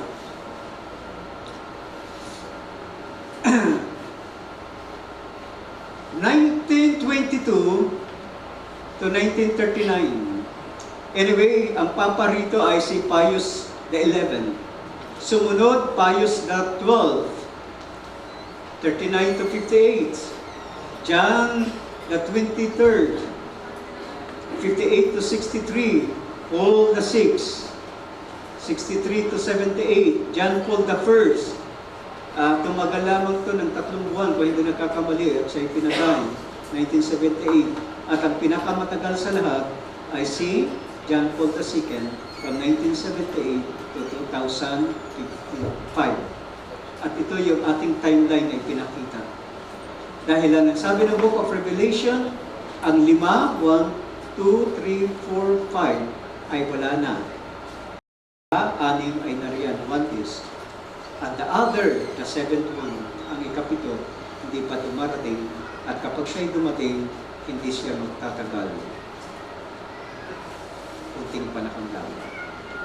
I wish na kumplito ito, pinutol lang siguro para hindi mahaba. Mas maganda sana kung kumplito, sapagkat ang sumunod kay John Paul II, si Benedict, alam niyo ba kung ilang taon lamang ang kanyang office? 12 years. Pwede nagtatama din. Tama nga? Ay, wala na. Kasi nag-resign siya hanggang 2013. So nasa 8, almost 8 years. Pagka nagkakamali. Napakaikli ng kanyang panunungkulan sa pagkapapa. Okay.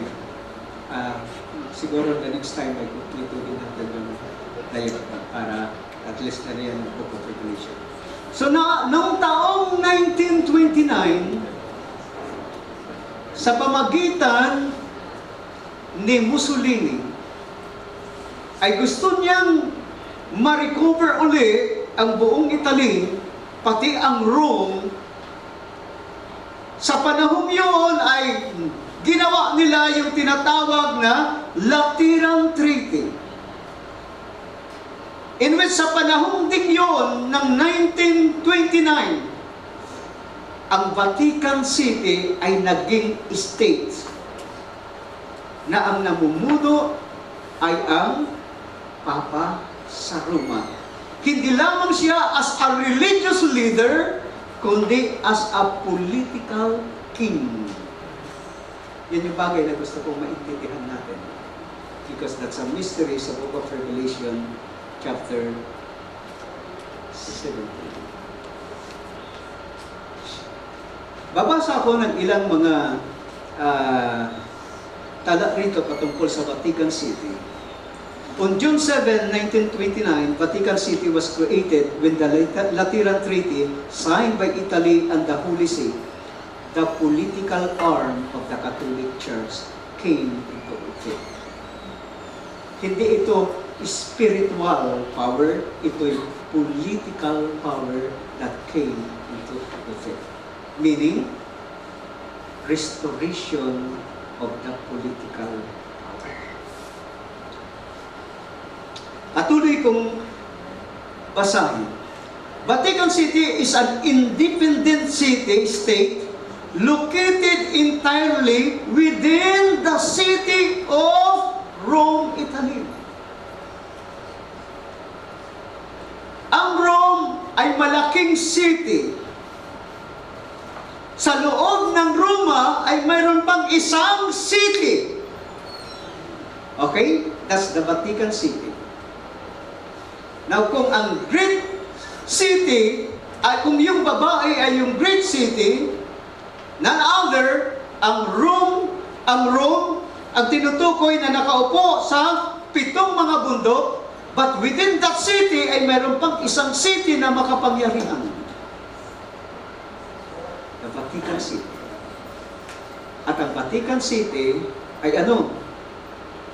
Pinangungunahan ng Papa. Hindi kaya yun yung ibig sabihin ng pangitain na ang babae nakasakay sa hayop na may 7 ulot sa pusunay? At ano ulit to? Sa taong June 7, 1929, Vatican City was created when the Lateran Treaty signed by Italy and the Holy See, at ito yung political arm of the Catholic Church came into effect. Tutuloy ko ang pagbasa. On June 7, 1929, Vatican City was created when the Lateran Treaty signed by Italy and Holy See, okay, the political arm of the Catholic Church came into effect. Vatican City is a city-state walled area within the much larger city of Rome. Mas malaki ang Rome, Italy. Vatican City is the smallest independent state in the world, just 44 hectares. Ganun sila kaliit. 44 hectares, 110 acres. Vatican City is a Christian theocracy, sometimes called an ecclesiocracy, controlled by the Catholic Church. Its head of state, hindi church state. Its head of state is the Pope. All the city's residents, just over 100, wala pang 1,000, are immigrants, clergy, and other personnel who support the administrative and spiritual leadership of the church. In fact, citizenship is based entirely on having a job in Vatican City.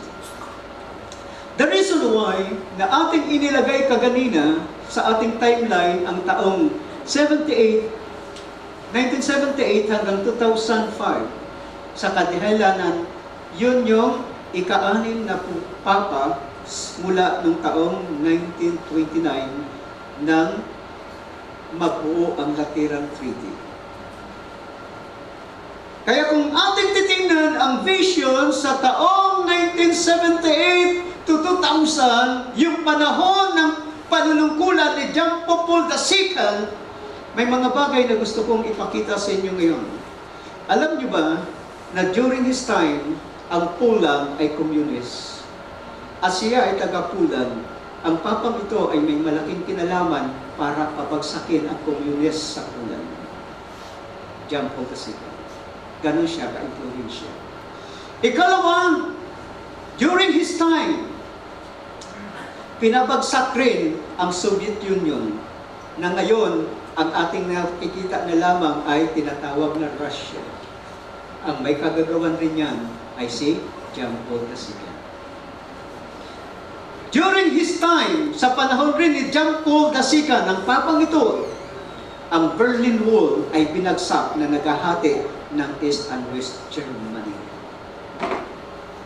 Sa panahon niya ay maraming bagay na naganap na ano pa sa mga papa na nakatala riyan mula sa panahon ng Lateran Treaty. Siya yung umikot ng, I think, 7 times around the world. Pinakamaraming biyahe. And during his time, ay binansagan siya sa katawagang Universal Pastor. Sa panahon ito ni John Paul II, nakuha muli ng Roman Catholic Church ang respeto ng mga kaharian, hari at mga tao sa mundo. No wonder, walang pwedeng mag-fix sa description na nakita ni John, babaeng nakaupo sa maraming tubig. Babaeng nakaupo sa hayop na mapula na may 7 ulo at 10 sulong. In which ang babae ay ang city of Rome, at ito'y mayroon rin kahulugan na Roman religion sapagkat ang nangunguna sa kanila at ang kapangyarihan na mayroon sila ay ang Papa.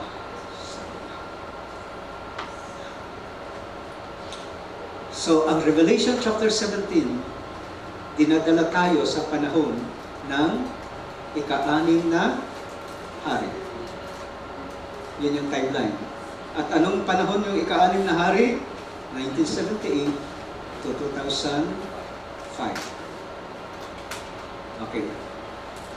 So, sa panahon ito ng Revelation chapter 17, wala pa yung ikapito at wala pa yung pangwalo na siya rin ikapito.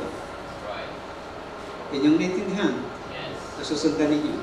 Yun yung Revelation chapter 17 verse 10.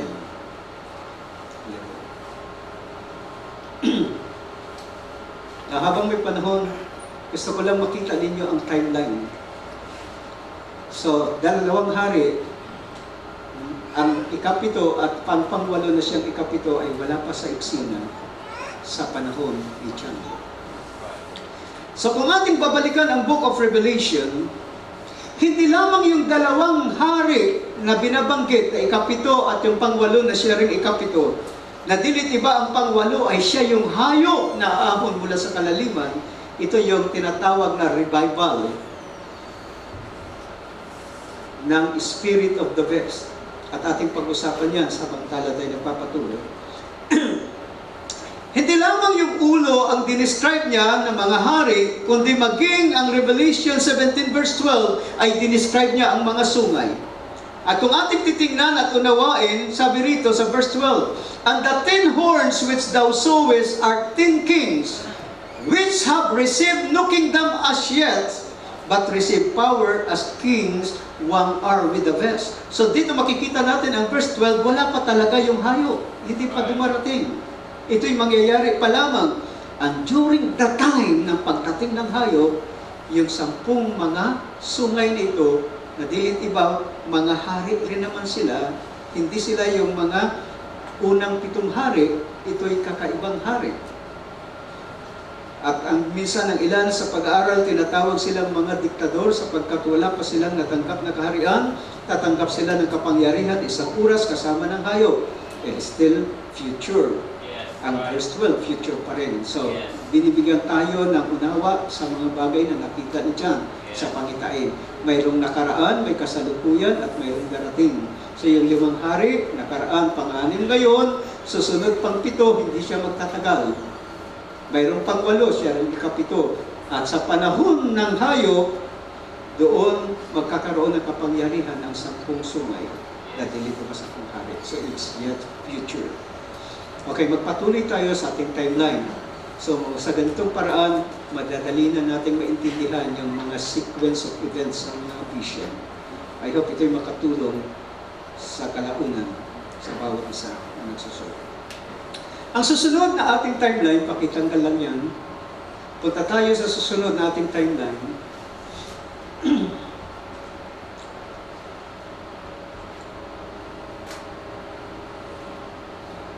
Okay.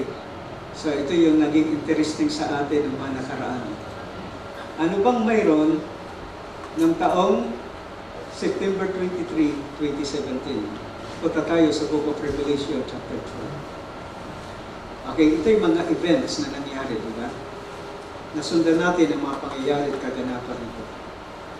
Very interesting. Wala na tayo sa 2005. So, nagpapatuloy yung timeline. Palapit na palapit. Ilang taon na lang, 3 natitira na lang, no? 2020.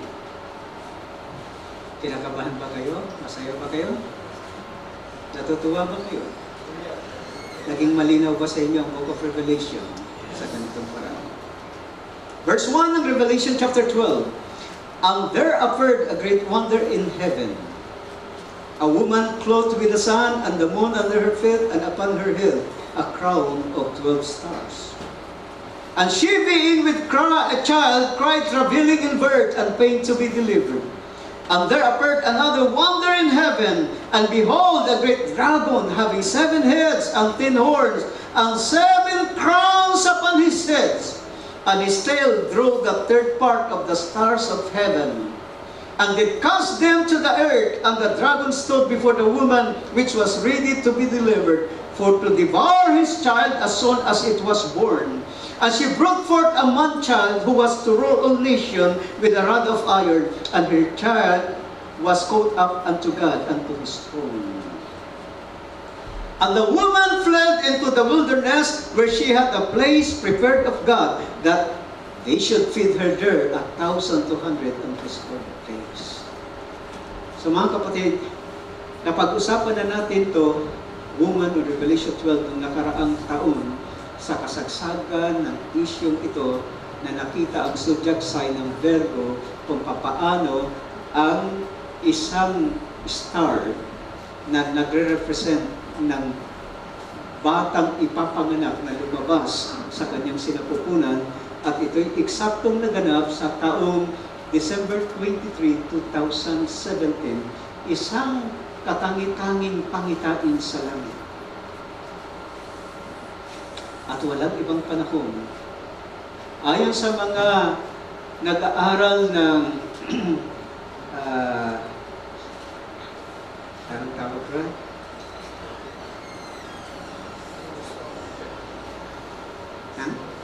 Astrologers,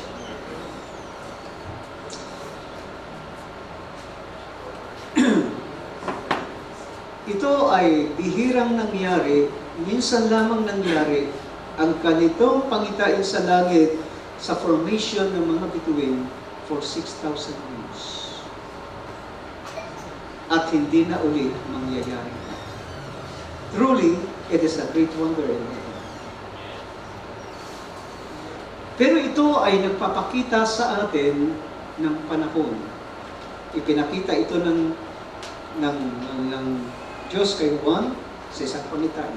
So, mayroon tayong mapag-usapan sa araw nito. Ang babae, nasa kagampanan, ang man-child na ipapanganak, at ang dragon. So, ang unang makikita natin sa verse 1 ay ang description sa babae. Nadaramtan ng araw, ang buwan na sa kanyang mga paa, napuputungan ng 12 bituin. Hindi pa siya nanganganak, manganganak pa lamang, nasa kagampanan. Kaso during the time, ang dragon ay nag-aakit. At ang dragon na ito ay pinakilala kung sino siya. Okay? Sa YouTube ngayon, makikita ninyo, Red Dragon ay yung China raw. Pero hindi China ang pinag-uusapan dito. Sa Revelation chapter 12, verse 9, pinakita rito, ang the great dragon was cast out. Sino siya? That old serpent. Ginamit yung serpente sa halaman ng Eden para dayain ang babae. Called the devil and Satan, which deceived the whole world. He was cast out into the earth, and his angels were cast out with him. Now, ang verse 9 ay pinapakilala sino ang mapulang dragon. Si Satanas. Meaning, sa huling mga araw, ang satanic activities sa ibabaw ng lupa ay magpapasimula. Nakakaiba kaysa sa mga panahon na daan. Ang kanyang mga satanic activities, una, against the man-child, yung ipapanganak na batang lalaki. Pangalawa, dahilan hindi niya ito nalamon, kanyang usigin ang babae na nanganak. Okay? So makikita natin ang mga gagawing activities ng kaaway sa limang araw nito. Kailan? Sa panahon ng paglitaw ng tandang yan sa langit. Kaya kung inyong makikita, dito rin sa Revelation chapter 12, ay ganito ang ating mababasa. Sa verse 12, therefore rejoice ye heaven, and ye that dwell in them, woe to the inhabitants of the earth and of the sea, for the devil is came down unto you, having great wrath, because he knoweth that he hath but a short time. So, chapter 12 ng book of Revelation ay isang pagpapahayag. Hindi lamang para sa mga banal, hindi lamang sa mga mananampalataya na nag-antay ng rapture, hindi lamang sa bansang Israel na nag-antay ng kanilang katubusan at pagsasauli ng kaharian sa Israel, kundi kahit ang dyablo ay makakaunawa na ang kanyang panahon ay maitignan naman. Anong mayroon sa Book of Revelation chapter 12? Nangungusap ng panahon ay maitignan. So yun isang bagay na napakahalaga na ating pakatagawin. Now, iwan muna natin ang mind child. Napag-usapan na natin kung ano yung mind child ngayon, ano ang spiritual significant na pinapakita. Pag-usapan natin ang dragon. Sapagkat ang dragon rito ay tumutukoy kay Satanas sa kanyang mga activities sa ibabaw ng lupa. Now, tingnan natin, ang dragon na ito sa verse 3 ay mayroong 7 ulo at mayroong mga kuruna sa kanyang ulo.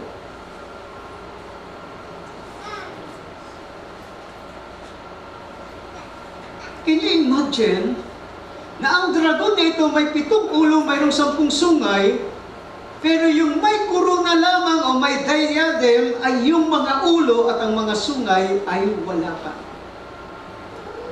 It is a symbol, brother and sister, kapag mabasa natin ang salitang crown, ibig sabihin niyan ay existing power. Di ba? Kapag ang hari walang kuruna, wala siyang kapangyarihan.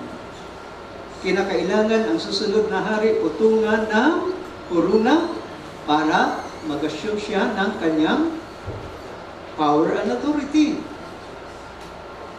So therefore, makikita natin, yung 7 ulo na ito, mayroon ng kuruna. Itoon sa Revelation chapter 17, yung hayop na mapula, hindi naman siya dinescribe na dragon dahil hindi siya si Satanas. Ang hayop na yon ay isang kapangyarihang political na ay gumagawa within that city. Hindi siya ang dragon, pero ang kanyang kapangyarihan ay galing sa dragon.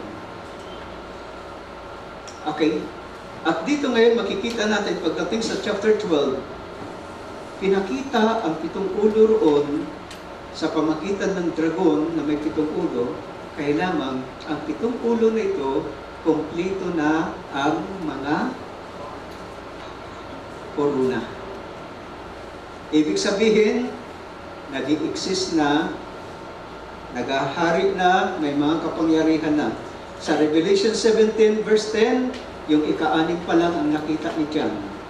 During the time ng kanyang vision, kung ano yung panahon ng judgment na nalalapit, nandoon siya sa ika-6 na hari. Ang pag-7 at ika-8 na siyang ika-7, wala pa. Pero kung ating titingnan ang ating timeline, 2017, Revelation chapter 12 verse 1 to 5, kung ating titingnan, sa taong ito, kumplito na ang mga hari. Sa kuha ninyo, wala na si John Paul II hanggang 2005, wala na rin si Saint Benedict, tapos ng kanyang paghahari. Ang kasalukuyang Papa ay si Francis. Ang tawag riyan ay Pope Emeritus. For the first time, sa mahabang kasaysayan ng Roman Church, nagkaroon ulit ng magkasabay na 2 Papa nagpari. At yun lamang pwedeng mag-fit sa description ng Revelation 17 ay yung ika-8, siya rin ikaw. Okay? Hanggat ngayon, andyan si Pope Francis. Naging kapalit ng ika-7 na hindi naman namatay, na supposed to be dapat ang pinapalitang Papa kapag namatay na. Pero nag-resign siya dahil sa mga problema within the Vatican na may kinalaman ang pananalapi at ang ilang mga immoralidad at Hindi niya makayanan ang pressure, kaya siya nakisan. At ang naging kapalit ay isang Jesuit Pope. Pope Francis. At dito na ba tayo sa panahon ito? Kung niyang papansinin ang Revelation chapter 12, kumplito na ang 7 ulo, kumplito na ang korona, pero wala kayong nakitang korona sa mga sumayo. Anong ibig sabihin nun? Ibig sabihin, hindi pa nag-i-exist ang mga haring ito ang 10 hari. Bakit? Kasi magkakatanggap sila ng kapangyarihan kasama ng hayop sa isang oras. So, yung ating timeline ay tumatakbo. Okay. Sunod na ating timeline na ating titingnan para ating makita ang pagkakasunod ng Book of Revelation. Pakilagay lang, brother. Punta na tayo sa 2020 na. Nakita niyo?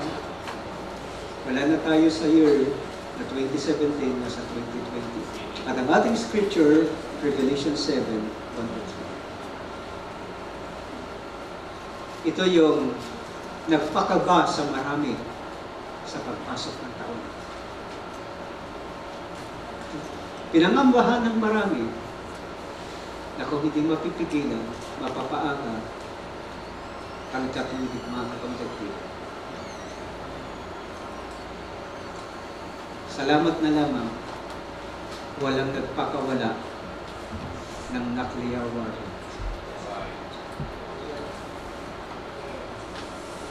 January 8, kinabahan ng buong mundo. Lahat ay nag-aantay, inaabangan anong susunod na mangyayari. Pero para sa akin, yun ang Revelation chapter 7 na ating mababasa.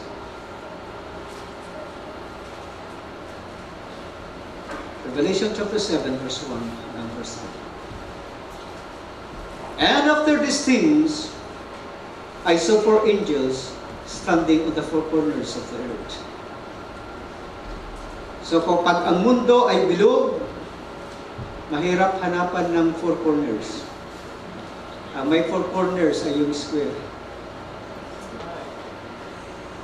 Pero kung ang mundo ay bilog, para makuha mo ang 4 corners, magsimula ka sa gitna. At mula sa gitna, magkakaroon ng direction ng east, west, north, south. Doon sa gitna. Kung kaya't ang vision nito ni John ay nakapokus sa Middle East. Although maraming mga banta at panganib ng ikatlong digmaan sa pagitan ng China-America rito sa China Sea, South Philippine Sea, at ang Korea, North Korea, pero lahat ng iyon ay malayo sa Middle East. Pero nang pumasok ang taong 2020, na-alarma ang buong ito. Dahilan ito'y sa pagitan ng Amerika, Iran, at kung alam nyo lamang kung sino ang sinisisi ng mga Muslim sa pagkapatay kay Qasim Soleimani. Sa isang video na aking napakinggan, ang sabi nila, pinatay nila si Qasim sa Jerusalem. That's the hatred of the Muslim against Israel. Kaya gusto kong maintindihan ninyo yung pagpapatuloy ng Revelation chapter 12 at itong Revelation chapter 7. Kung ano ang nangyayari in spiritual realm at the same time sa ibabaw ng mundo. Actually, ang Iran ay mayroong mga sinusuportahan ng mga terorista at iba pa. At ang isang grupo ng mga terorista na tinatawag nilang Al-Quds, kung di ako nagkakamali, Al-Quds, iyon ay isang lingwahe ng ibig sabihin pagbawi ng lupain ng Philistines. At mayroon silang target na babawiin. at yan ay ang Jerusalem. At all cost, gagawin yan ang mga Muslim. At alam ng Amerika ang mga planong yan kung kaya gumawa sila ng mga pangunahing hakbang. Tandaan natin ang Amerika mula nang naupo si Trump 2016, 17, 18 at ngayon ay ang kanyang suporta sa Israel ay gayon na lamang. At dapat nating maintindihan ang ating timeline sa taong 2017, 2018, pagpasok ng 2018, ang issue is about the city of Jerusalem na naging capital ng Israel. So exactly, nandun tayo sa Revelation chapter 12. The woman sa Togonon na tumutukoy ay ang Israel. Pero rito ay kakaibang bagay dahil sa pangitaing ito sa Revelation chapter 7 verse 1, after these things I saw four angels standing on the four corners of the earth. So apat na anghel na nakatayo. So wag ninyong isipin na sa buong mundo, bilog, mayroong apat na lugar na naroon ang anghel. Ang salitang four corners of the earth, holding the four winds of the earth, that the wind should not blow on the earth, nor on the sea, nor on any tree. Ang hangin na ito na pinipigilan ng apat na anghel ay none other ang Third World War. At kung ating gustong makita saan naroon ang apat na anghel nito na pinipigilan ng apat na hangin na huwag mabitawan, dahil kapag ito'y nabitawan, magiging malaking kapinsalaan, sa Revelation chapter 9 ay ating makikita.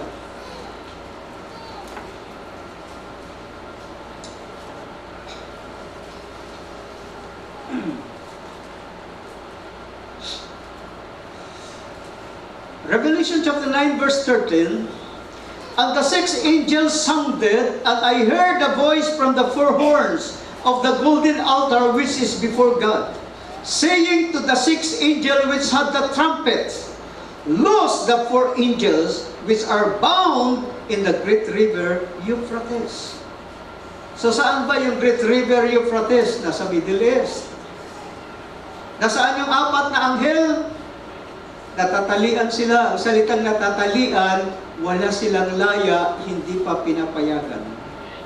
Loose them, ibig sabihin, payagan silang, bitawan na ang apat na hangin.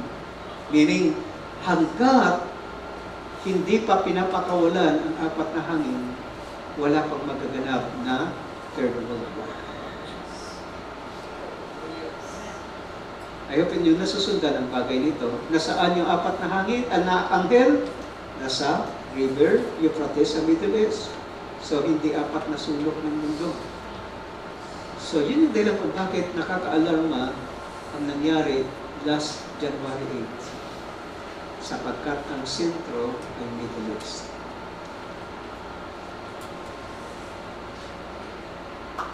Ang posibilidad na mag-escalate o nasa Middle East. And of course, ang Amerika, ang Russia, ang China, ay hindi mananahimik. Can you imagine, brother and sister, kung hindi tama ang Revelation chapter 7, isang Bible study, araw ng Martes ng gabi ay aking sinare sa mga kapatiran sa kasagsagan ng issue. Nandito tayo sa Revelation chapter 7 verse 1. Anong mayroon sa Revelation chapter 7 verse 2? And I saw another angel ascending from the earth. Saan galing yung anghel nito na nakita niyo dyan? Ascending from the earth. Kapag ikay nasa Middle East, going to east, siyempre, galing rito sa atin. Kaya inaangkin to ni Manalo. Ascending from the east. Kung sino-sino pang umaangkin. I saw another angel ascending from the east, having the seal of God. So akin ang napaliwanag sa inyo sa isang Miyerkules na gawain na ang anghel nito ay siyang mayroong katungkulan sa pagsisil sa mga mananampalataya. O kahit in-encourage ko ang mga mananampalataya na hindi pa nakaranas ng baptism ng Holy Spirit, hanapin ang karanasang ito habang may panahon pa. Sapagkat ang setting sa timeline na ating makikita ang Revelation chapter 7 verse 2 ay unti-unti nang umaalis sa silanganan, umaakyat na papuntang gitnang silangan ang anghel na ito na siyang may dala ng tatak ng Diyos. At anong ginawa ng anghel na ito? And he cried with a loud voice to the four angels to whom it was given to hark the earth and the sea, saying, Hark not the earth, neither the sea, nor the trees, till we have sealed the servants of our God in their foreheads. Pansinin ninyo yung salitang, till we have sealed. Meaning, ang alingaw-ngaw ng digmaang ito ay maririnig. At kung hindi mapipigilan, pero sabi rito, pigilan, huwag mo nang bitawan. Hanggang kailan? Hanggat hindi namin natatatakan ang mga alipin ng Diyos sa kanilang mga loob. At ang masumunod ng mga talata ay ang kanilang bilang 144,000 sa 12 mula sa 12 tribu ng Israel. Sa inyo bang nakikita ang ating panahon? Alam niyo ba kung gaano karaming mga Messianic Jews ngayon ang nakakakilala kay Kristo Jesus na alam Messiah? Alam niyo ba?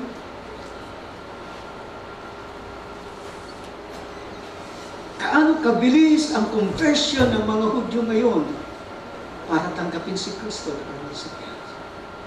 Napakabilis. And yet, naalala ko nang sabihin ng ating kapatid Rabanan, they are waiting for the two prophets. Ang inaantay nila ay ang dalawang propeta na sa pamagitan ng kanilang ministry ay matatatakan ang 144,000. So saan na tayo naroon ngayon, mga kapatid? Ano na ang timeline ng Book of Revelation? Exactly, narito na tayo sa Revelation 14. Papaalis na sa Gentile world, Gentile nations ang biyaya, pabalik na sa Israel. Bakit napagilan ang digmaan?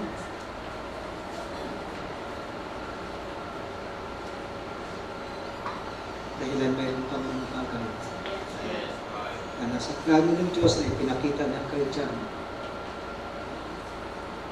Na huwag tayong pumukos sa 144,000 dahil ang tayo ay walang bahagi roon. Pero ang ating pagpupusan rito ay ang papaalis na anghel at siyang may tatak ng Diyos mula sa silanganan. Brother and sister, para sa akin ito'y napakasilang panahon. Seryoso panahon. Maraming mga tao ang di nakakaalam kung ano ang mga bagay na nagkaganap sa plano ng Diyos sa ating kapanahonan. Ang mga tao na di naniniwala, mga tao na saan ay kulang ng malay at kamalayan, mga tao na walang panahon na magsuri sa kasulatan, alamin ang katotohanan, ang kanilang kaisipan at ang kanilang mga paniniwala ay kung ano, kung kanilang gusto at maibigan. At gusto ko sabihin, hindi lamang itong mga unbeliever, kahit ang mga nagsasabing mga Kristiyano ngayon sa ating panahon, namumuhay sila kung anong kanilang maibigan. Tunay na nandito tayo sa panahon na tinatawag ng Laodicea, People's Right. Maging sa gawain at paglilingkod sa Diyos, hindi ginagawa ng tao ang kalooban ng Diyos. Gagawin nila kung ano kaya nilang gawin at ibigin at gustuhin. Sa pananamit, sa pananambahan, sa mga bagay na paniniwalaan. Ganon kalaya ang mga tao sa ating panahon at ganon ang kanilang pagtangan sa kanyang karapatan. At kahit makita nila ang katotohanan ng salita ng Diyos, malaya silang tanggihan ang bagay nito kung ayaw nilang tanggapin. But thank God, may mga hirap ang Diyos na inilaan para sa kanyang mga salita. Kung ating titingnan, kapag pinakawalan ang apat na hangin na ito, ang sabi rito,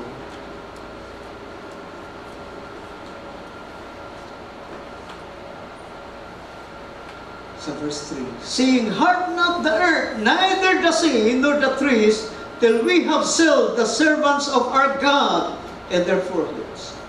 Kung ating babalikan ang Revelation chapter 9, sa panahon na papakawalan na ang apat na anghel na pumipigil sa apat na hangin, sa apat na sulok ng lupa, verse 15 ng chapter 9, and the four angels were loosed, which were prepared for an hour, and a day, and a month, and a year, for to slay the third part of man. And the number of the army of the horsemen were 200,000. And I heard the number of them.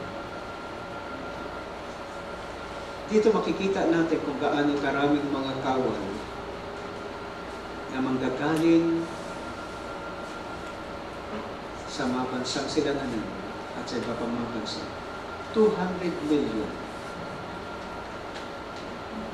Sa Old Testament ay pinakita na ang magiging battleground kung saan magaganap ang digmaan in the valley of Jezreel, in the plain of Megiddo, at ang location ng Middle East sa Israel. Sa ilang talata sa Biblia ay pinakita na ang lalim ng dugo ng mga mapapaslang sa isang location na dinescribe ay abot hanggang sa krino ng kabayo. Ibig sabihin, kung nakakayot ang kabayo, abot sa kanyang bibig, nandoon yung krino niya. Ganon kalalim ang mga dugong may ipon. Can you imagine 200 million? And in fact, ang 200 million ito ay description lamang ng mga kawal. At hindi pa ito ang lahat-lahat ng mga casualties.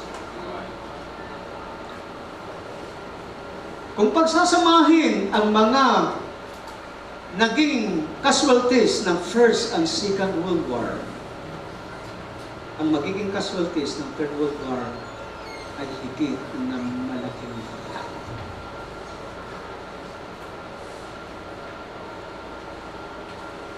Wonder ng anghel na may dala ng tatak ng Diyos. Sinigawan ng apat na anghel. Huwag niyo munang bitawan. Pigilan ninyo. Mayroon pa kaming dapat po. Mga kapatid, ang mga may tatak, may katiyakan. Come what may! Ano man ang mangyari? Ang mga may tatak, may katiyakan. Kahit ang Ephesians chapter 4 verse 33, sabi ni Pablo, grieve not the Holy Spirit of God, for you are sealed unto the day of your redemption. At walang ibang pantatak sa mga mananampalataya, sa mga tinubos, kundi ang Espiritu Santo. Ang Sabadista, araw ng Sabado. Dahil ang pagkakakilanlan na naman ng mga Sabadistang Sabado. Pero sa lahat ng mananampalataya, maging anuman ang lahi, pari-parihas ang tatang Espiritu Santo. At sinabi na Apostol Pablo, sino man ang hindi kinaroroonan ng Espiritu ni Kristo, siya'y hindi sa Kanya. Ang Holy Spirit is a seal of ownership, pagmamay-ari. At nandito tayo sa panahon at kapanahonan ng bawat isa ay dapat tiwatin natatakal ka. May token ka. lahat ng lumabas sa Egypt na mga anak ni Israel ay nanggaling sa tahanan na may tanda sa labas ng pintuan. At sila'y nilalampasan ng kamay. At sa huling mga araw na ito, gusto kong maintindihan natin na ang Espiritu na gumagawa sa Laodicean Church Age, in which yan yung panahon na ating kinabubuhayan from 1906 at nagpapatuloy hanggang ngayon. Ano ang description ng Revelation chapter 6 patungkol sa kapanahunan ng Iglesia ng Laodicea? Tingnan natin mga kapatid. Verse 7. And when he had opened the fourth seal, I heard the voice of the fourth beast say, Come and see. And I looked, and behold, a pale horse. Nung una, maputi yung kabayo. Pangalawa, naging mapula yung kabayo. Pangatlo, naging maitim yung kabayo. Pang-apat, naging maputla na siya. Tama rin naman ang pangalan na ikinabit sa kanya.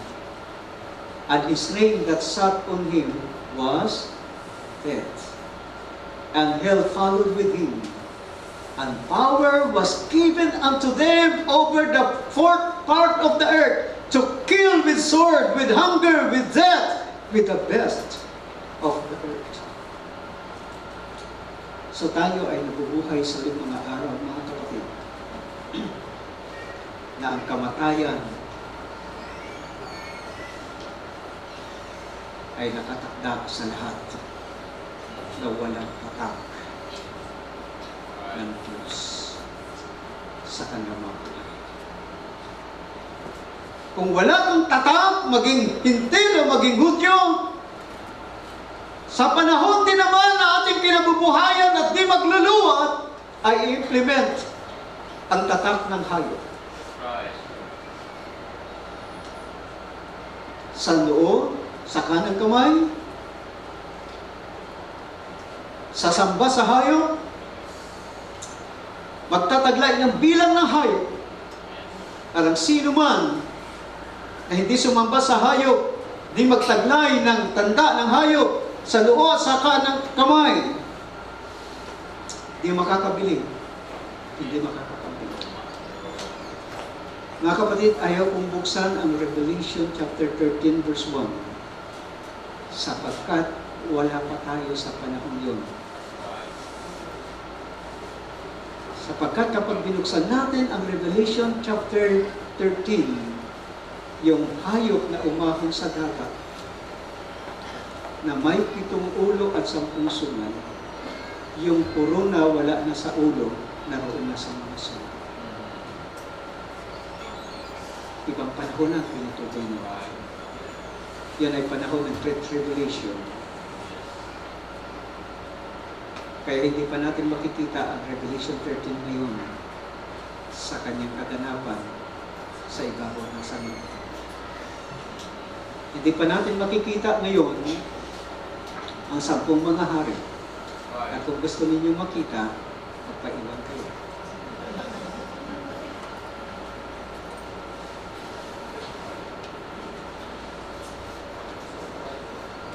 Yung ilan ay to see is to believe. Kaya ako maniniwala at ito na. So far, kung inyong titingnan ng Book of Revelation, kung ating isusunod ang timeline, pagkatapos ng chapter 7, of course, marami pang mga chapter at verses in connection sa chapter 7, ang susunod na timeline na pwede natin makita. Pero hindi dahil sa gusto natin maiwan, wala nang ibang natitira sa Book of Revelation than chapter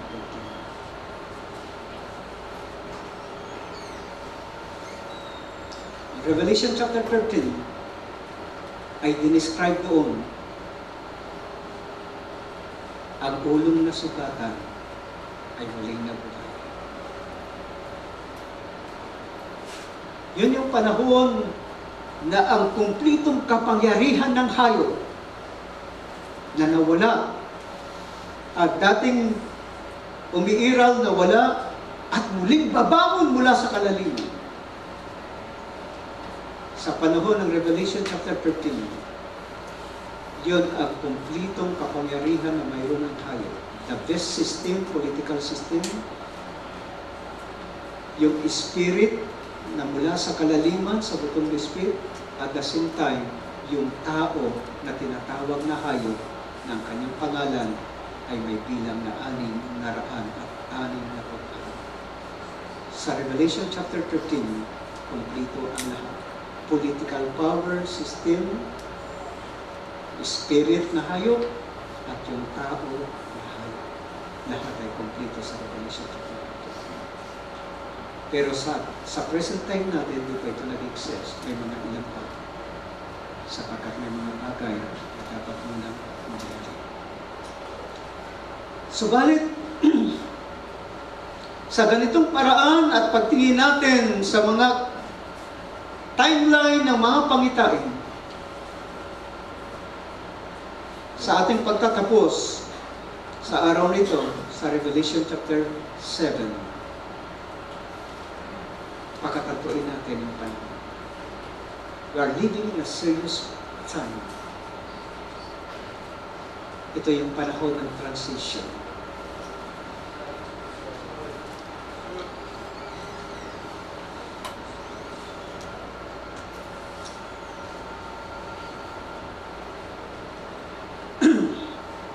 Hindi natin alam ilang taon pa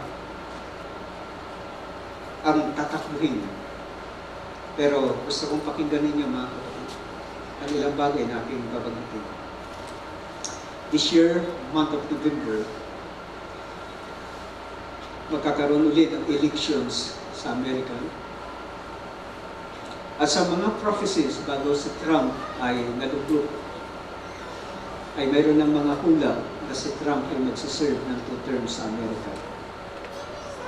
At kung ito ay magkakam to pass, hanggang sa 2024, yung second term ni Trump. 2024, magtatapos rin ang pananungkulan ni Vladimir Putin. Hindi kaya nagkataon ng mga bagay nito.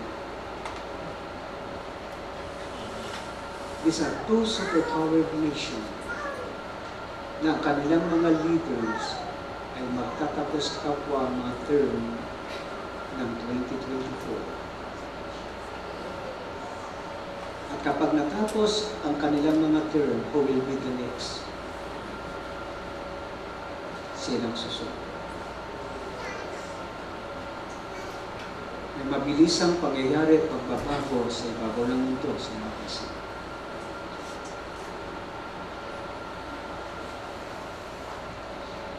Sa taong ito, narinig nyo na May 14, ang Vatican ay nanawagan ng isang signing of the agreement. At kung anong agreement na yun, malalaman na pagdating. The same time, month of May 20, ang Israel ay nanawagan ng isang celebration na hindi nila sinasabi ko. At para sa akin. Nagkataon na kaya ang mga bagay. Tingnan natin ang ating panahon ng ating timeline.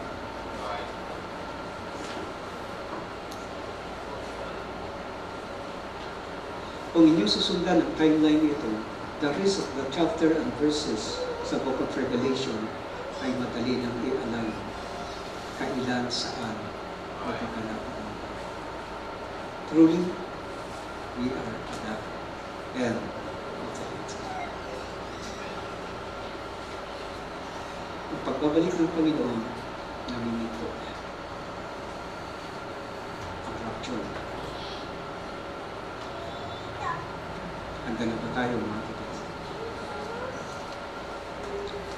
Ang napakaganda sa pag-aaral nito, hindi upang malaman lamang, kundi upang magawa natin ang dapat natin gawin. Maihanda ang ating mga sarili. Bakit? Hindi tayo nangarapang sa Diyos. naunawaan natin ang panahon na ating kinabubuhayan.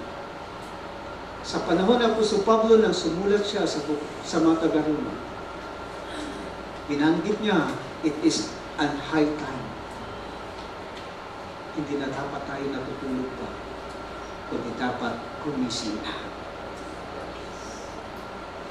Hindi dapat tayo ay nagiging pabaya, dapat mga handa na. Isakbat natin si Kristo, ikanya. So, brother and sister, unawain natin ang panahon na ating kinabubuhayan. Balikan ninyo ang panahon ng ating paksa. At sa pagtatapos ay may mga ilang bagay na ating idaragdag. Alam niyo ba na ang City of Laodicea, isa sa mga local church sa Asia Minor?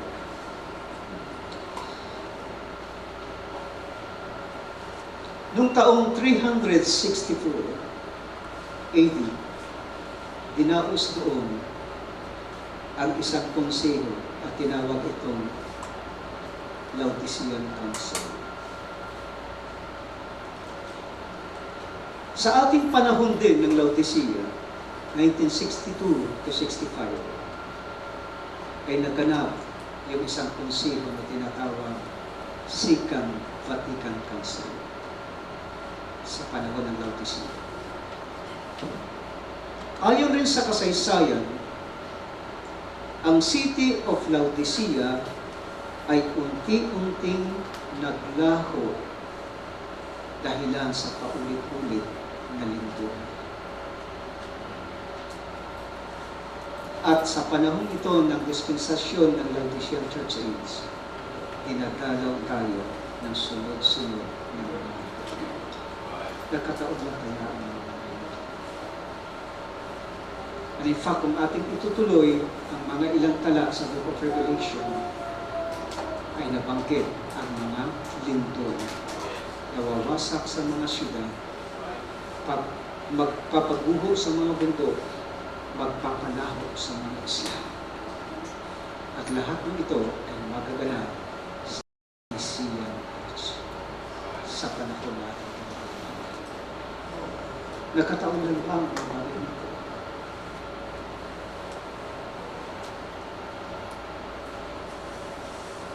Ganun ang pag-ibig ng Diyos sa kanyang iglesia. Ang mga bagay na mangyayari sa kapanahunan and most especially sa ating mga anak. God's love us so much. We are so precious in His sight. Ang tawag niya sa mga anak niya, you're the apple of my eye. Na hindi niya gawang ilihim ang mga bagay nito. Noon pa pinakita na kay John. Maraming nag-attend na magbasa ng Book of Revelation pero hindi nila naintindihan ang batay ko. Dahil ang tayo ay nasa huling bahagi, we can look back. Makakalimutan tayo pabalik at makikita natin ang timeline. At ngayon, alam na natin na saan na tayo bahagi sa Book of Revelation. Anong dapat natin gawin?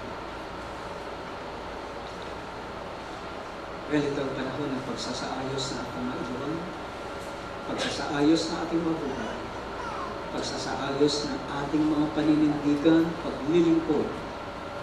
Kung mayroon tayong mga kapabayaan, kung mayroong mga pagkakasala at mga kailangan, dalhin natin sa paanan ng ating buhay. At maging handa. Hindi ko alam kung ilang tulog pa tayo, ilang linggo at buwan ang lilipas, at kung mayroon pang ilang taon. Pero sa ganun natin, kapag tinitingnan ko Revelation chapter 7, nasa panahon na tayo ng paglipat.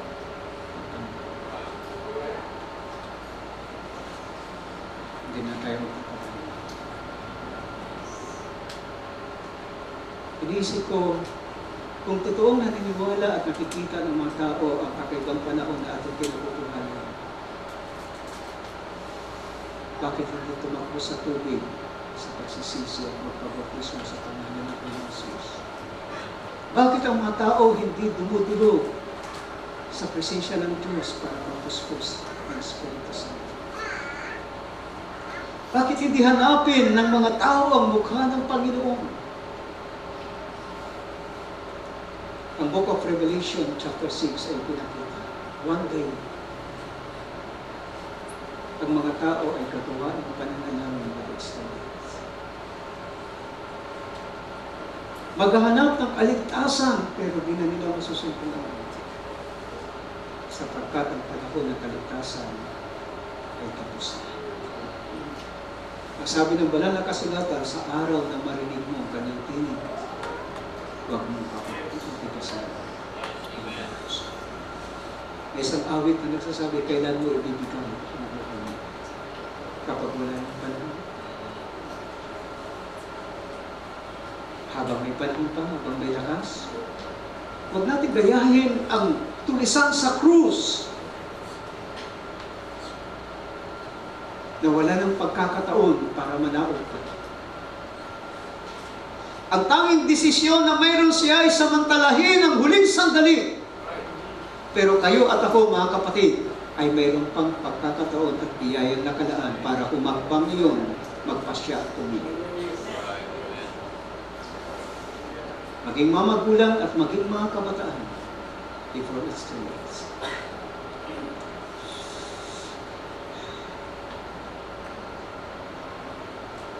Ang Revelation chapter 7 ay nag-uusap ng isang masilang panahon.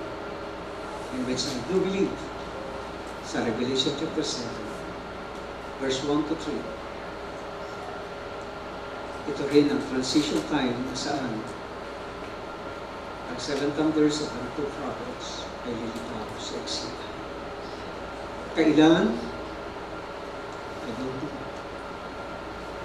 Pero wala nang ibang panahon.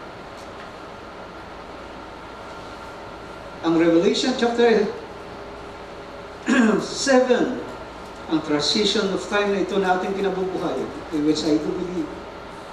It could be, maari, na kung paano ang restoration ng mga Jews sa Jerusalem after 70 years captivity, hindi sila nagtayo ng templo kaagad, kundi ng dambana ang kalantinan.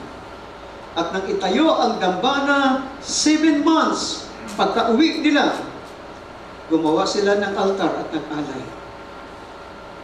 Naalala ninyo na last year, month of June, nagkaroon ng rehearsal ng sacrifice offering sa city of Jerusalem.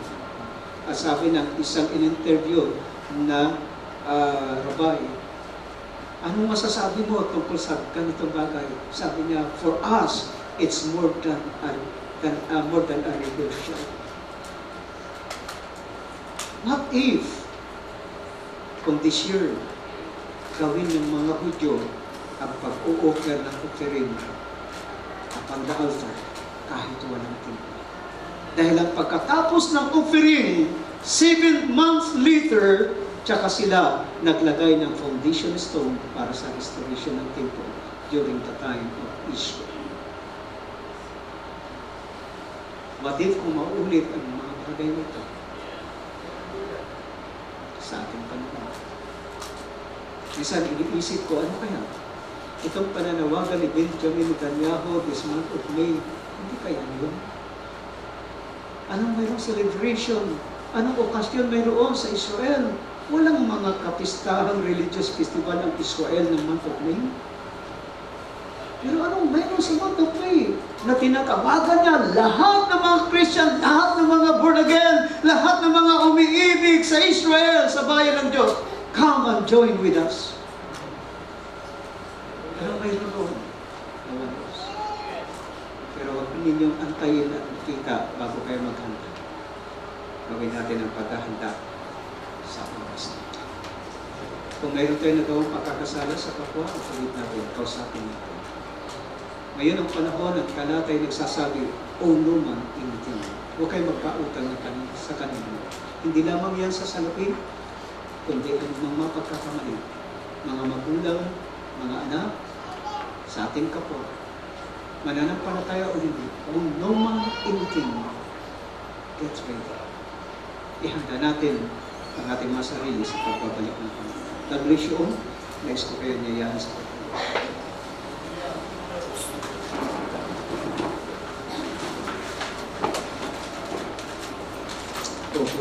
aming banal na Panginoon.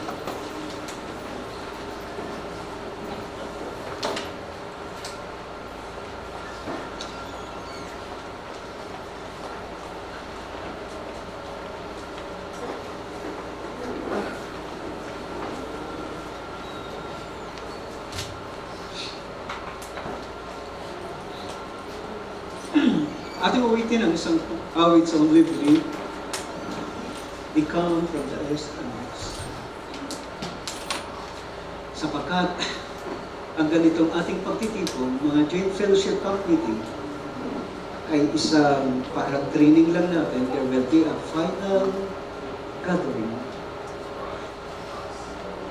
Lahat ng mga banahan, sila nga ng kanluran, timog, ilaga, at maging yung mga nasa libingan ay babae.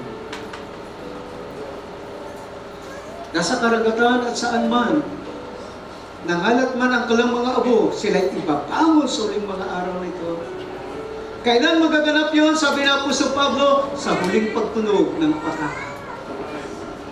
Sapagkat ang pakaka ay tutunog, at ang mga patay kay Kristo ay unang babangon, at tayong mga buhay ay babangon. Amen? So ano yung pakakap na yun? Atin ang naintindihan kung ano yung pakakap na yun, mga kapatid. Kailan at sino at anong tinutukoy, at nandito tayo sa mga panahon ng kaganapan ng mga pangako. Purihin mo kayo. Well, ang mga nahanda ay nagagala. Ang mga hindi handa ay nagmamadali at nangangamba at maaring natatakot, pero lahat ng puspos ng Espiritu Santo at nahugasan sa kanilang mga sala at nagbihis ng mga damit ay may kagalakan na sasalubungin ng Panginoon sa araw na yan. Are you ready, church? Ating awitin yan bago tayo manalangin sa tanghali.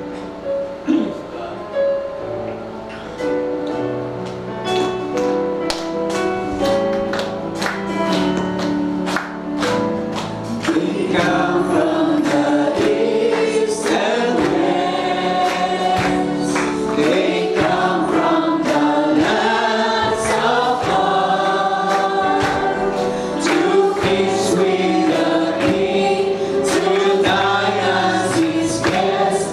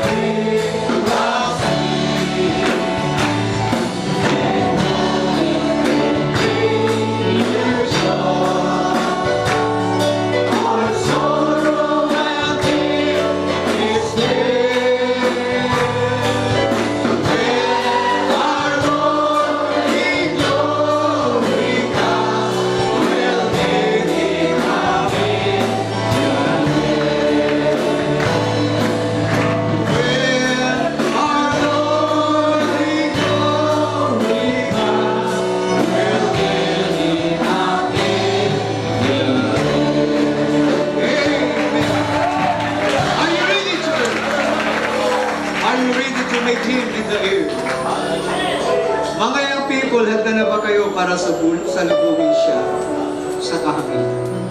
Mga tatay, mga nanay, handa na ba ang bawat isa para salubungin siya sa kahanginan?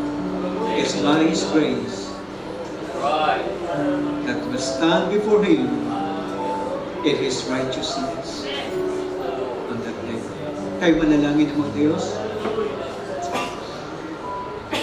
Lumalapit kami sa pananalangin sa aming bahagi at pagtatapos ng aming pagninilay at pag-aaral sa Book of Revelation. Na makita namin ang linya ng mga taon mula nang ipakita mo kay Juan sa isla ng Patmos.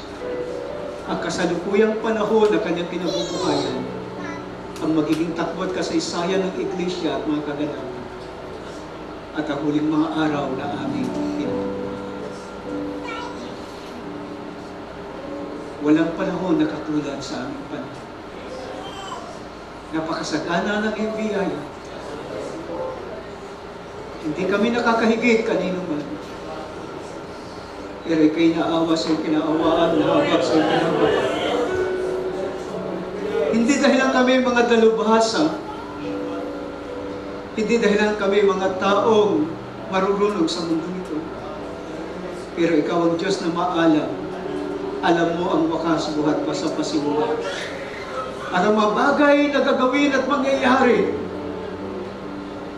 Tunay ang iyong mga salita ay nagsasabi, wala kang gagawing anuman kundi ihayag ang iyong mga lihim sa iyong malingkod na maputi. At ginawa mo ito sa iba't ibang kapanahunan, ginawa mo ito kay Juan, pinadala mo ang mga salita at ang mga patuto ni Kristo Jesus, at kami ay nagkaroon ng pagkakataong sumilip at tingnan ang linya ng mga panahon, ang takbo ng mga taon at mga kaganapan. Ngunit higit sa lahat, ang mga pangyayari sa huling kapanahunan na aming kinabubuhay, na saan ang bawat isa sa amin ay may bahagi at makakabahagi. Dahil sa iyo na tumawag sa amin. Sa araw na ito, aming Amang Diyos, muli nagbubukas kami ng aming mga puso at ang aming mga buhay. Yamang wala kaming maitatago at malilihim sa iyo. Siyasatin mo kami. Anumang mga karungguhan na iyong masumpungan, linisin. Mangusap ka sa bawat isa sa amin upang maitama namin ang mga mali samantalang may panahon. Upang maiwasto namin, O Diyos, sa pagpapakumbaba sa pamagitan ng paghingi ng tawad at pagtama sa mga bagay na aming nagawa na hindi tama. Hindi lamang sa iyong paningin, kundi maging sa aming mga kapwa. Sa bawat isa sa amin, O Diyos, sa aming mga mahal sa buhay, sa aming mga kapwa, at sa mga kapatid, hugasan kami ng dugong mahal. Hindi sa aming sariling kakayanan, kundi sa iyong kalakasan at biyaya. Itinataas ko ang bawat sampayanan na narito sa araw na ito. Tinataas ko sa iyo ang mga magulang, tinataas ko sa iyo ang mga kabataan. At tinataas ko rin po sa iyo ang iyong abang lingkod na nakasumpong na biyaya sa iyong paligid. Na walang kakayahan sa sarili, walang anumang bagay na mapapanangatan, kundi nalugod kang akayin at ipakita ang mga bagay nito. At gayon din ang bawat isa sa amin. Tulungan mo kami, Amang Diyos. Nagugulin at gamitin namin ang tama, ang panahon na nalalabi para sa amin. Pangunahan mo kami, bigyan ng direksyon. At tulungan mo na ang bawat isa sa amin ay hindi lumakad at mamuhay sa kawalang ingat, kundi sa pag-iingat, sa pananatili sa iyong kalooban, sa iyong masalita ng katotohanan. At tulungan mo ang bawat isa sa amin na mamuhay at manatili sa iyong presensya at sa kapuspusan ng iyong Santong Espiritu. At huwag mong hayaan na anumang bagay sa mundong ito ay umagaw ng aming puso at aming atensyon mula sa iyo at sa kalooban mo. Kundi ang bawat isa sa amin ay papag-alabin mo, Panginoong Diyos. At bigyan mo ng biyaya at kalakasan upang hindi itikom ang aming mga bibig, kundi aming salitain at aming ibahagi ang biyayang aming natanggap. At ipabatay rin naman sa mga kaibigan at kapwa na napakaikli na ng mga araw na aming pinabubuhayan. O Diyos, hindi namin ito kaya sa aming sariling lakas, kundi sa pamagitan ng kapangyarihan ng iyong Santong Espiritu, sa iyong banal na pangalan at sa iyong makapangyarihang kamay, itinatagubilin namin minsan pa ang aming mga buhay. Sa pagtatapos sa tanghaling ito, at bago namin lisanin ang bahay-sambahan, Panginoong Diyos, ang iyong pag-iingat, gaya ng pag-iingat mo sa aming pagparito. Hanggang sa may tungtong ng mga kapatid ang kalamapaang ligtas sa kanilang mga pintuan ng kalagtahanan na mayroong kaaliwang hatid ng iyong mga salita, may katiyakan at pag-asa dahilan sa iyong katapatan, sa iyong mga paghako, at sa kalakasan sa pamagitan ng kapangyarihan ng iyong Espiritu. Tinataas rin namin sa iyo, Diyos, ang ministers meeting mamaya na siyang unang meeting sa taong ito. Kailangan namin ng guidance mo at direksyon mo sa mga bagay na aming gagawin, pagmimisyon, mga paghayag, pagsishare. Lord, empower us with your mighty Holy Spirit. Set our heart on fire, Father God, upang magawa ang lahat ng mga bagay alinsunod sa iyong kalooban, hindi nang sa pusong malamig, hindi sa puso na saan ay walang alab at walang init, kundi sa isang puso, o Diyos, na pinagniningas ng kapangyarihan ng iyong Espiritu. Yan po ang aming dalangin at sabo. Salamat sa iyong provision, Lord. Salamat sa mga katugunan. Salamat sa mga pangangailangan na iyong kinatagpo kahit mamaya at sa bawat araw na nagdaan at maging sa darating man, pinupuri ka namin sa iyong kagandang loob at kabutihan. Itinataas rin namin sa iyo ang fellowship sa susunod na linggo sa dako ng Mabini, Pangasinan, ang mga delegates magmula pa sa iba't ibang mga dako, ang host church, Lord, sa kanilang pangangailangan, ang mga salita para sa araw na iyon, sa mga araw na iyon, sa pagtitipon. Lord, isugo mo na makapangyarihan.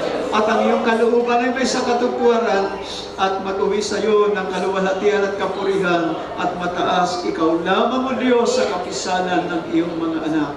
Lahat ng ito ay aming hiniling sa tanging pangalan ng aming Panginoong Hesus Kristo. Everybody say Amen. Amen. Palakpakan natin. Praise God. Hallelujah.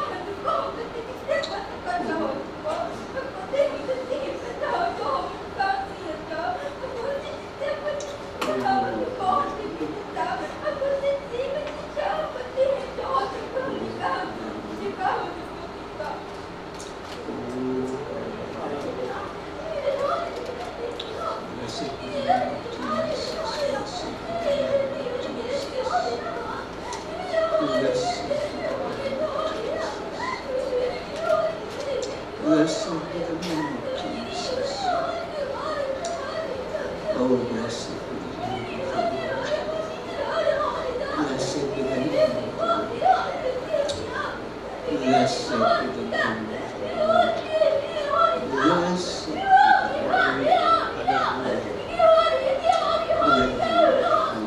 name of the Lord. Thank you, Father. Thank you, Father. Blessed be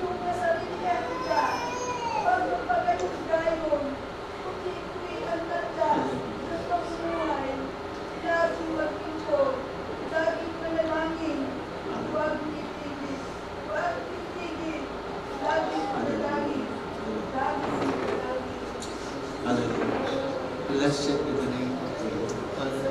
Blessed be the name of the Lord. Blessed be the name of the Lord. Salamat sa Diyos sa kanyang biyaya. Salamat sa Diyos sa mga kaloob ng Espiritu Santo. Subalit higit sa lahat, salamat sa kanyang mga salita. Ang mga kaloob ay nagko-confirm at nag-vindicate lamang sa mga salita. Pero kapag ating naunawaan, tinanggap ang kanyang mga salita, yun na yun. Yun yung kanyang ibig sabihin. Ipinapakita sa atin gaano kaikli, gaano kasilan yung panahon natin. Hindi tayo dapat magpabaya, hindi tayo dapat maglalaro sa paglilingkod. Maging sincero tayo sa mga araw nito natin kayo. God bless you all.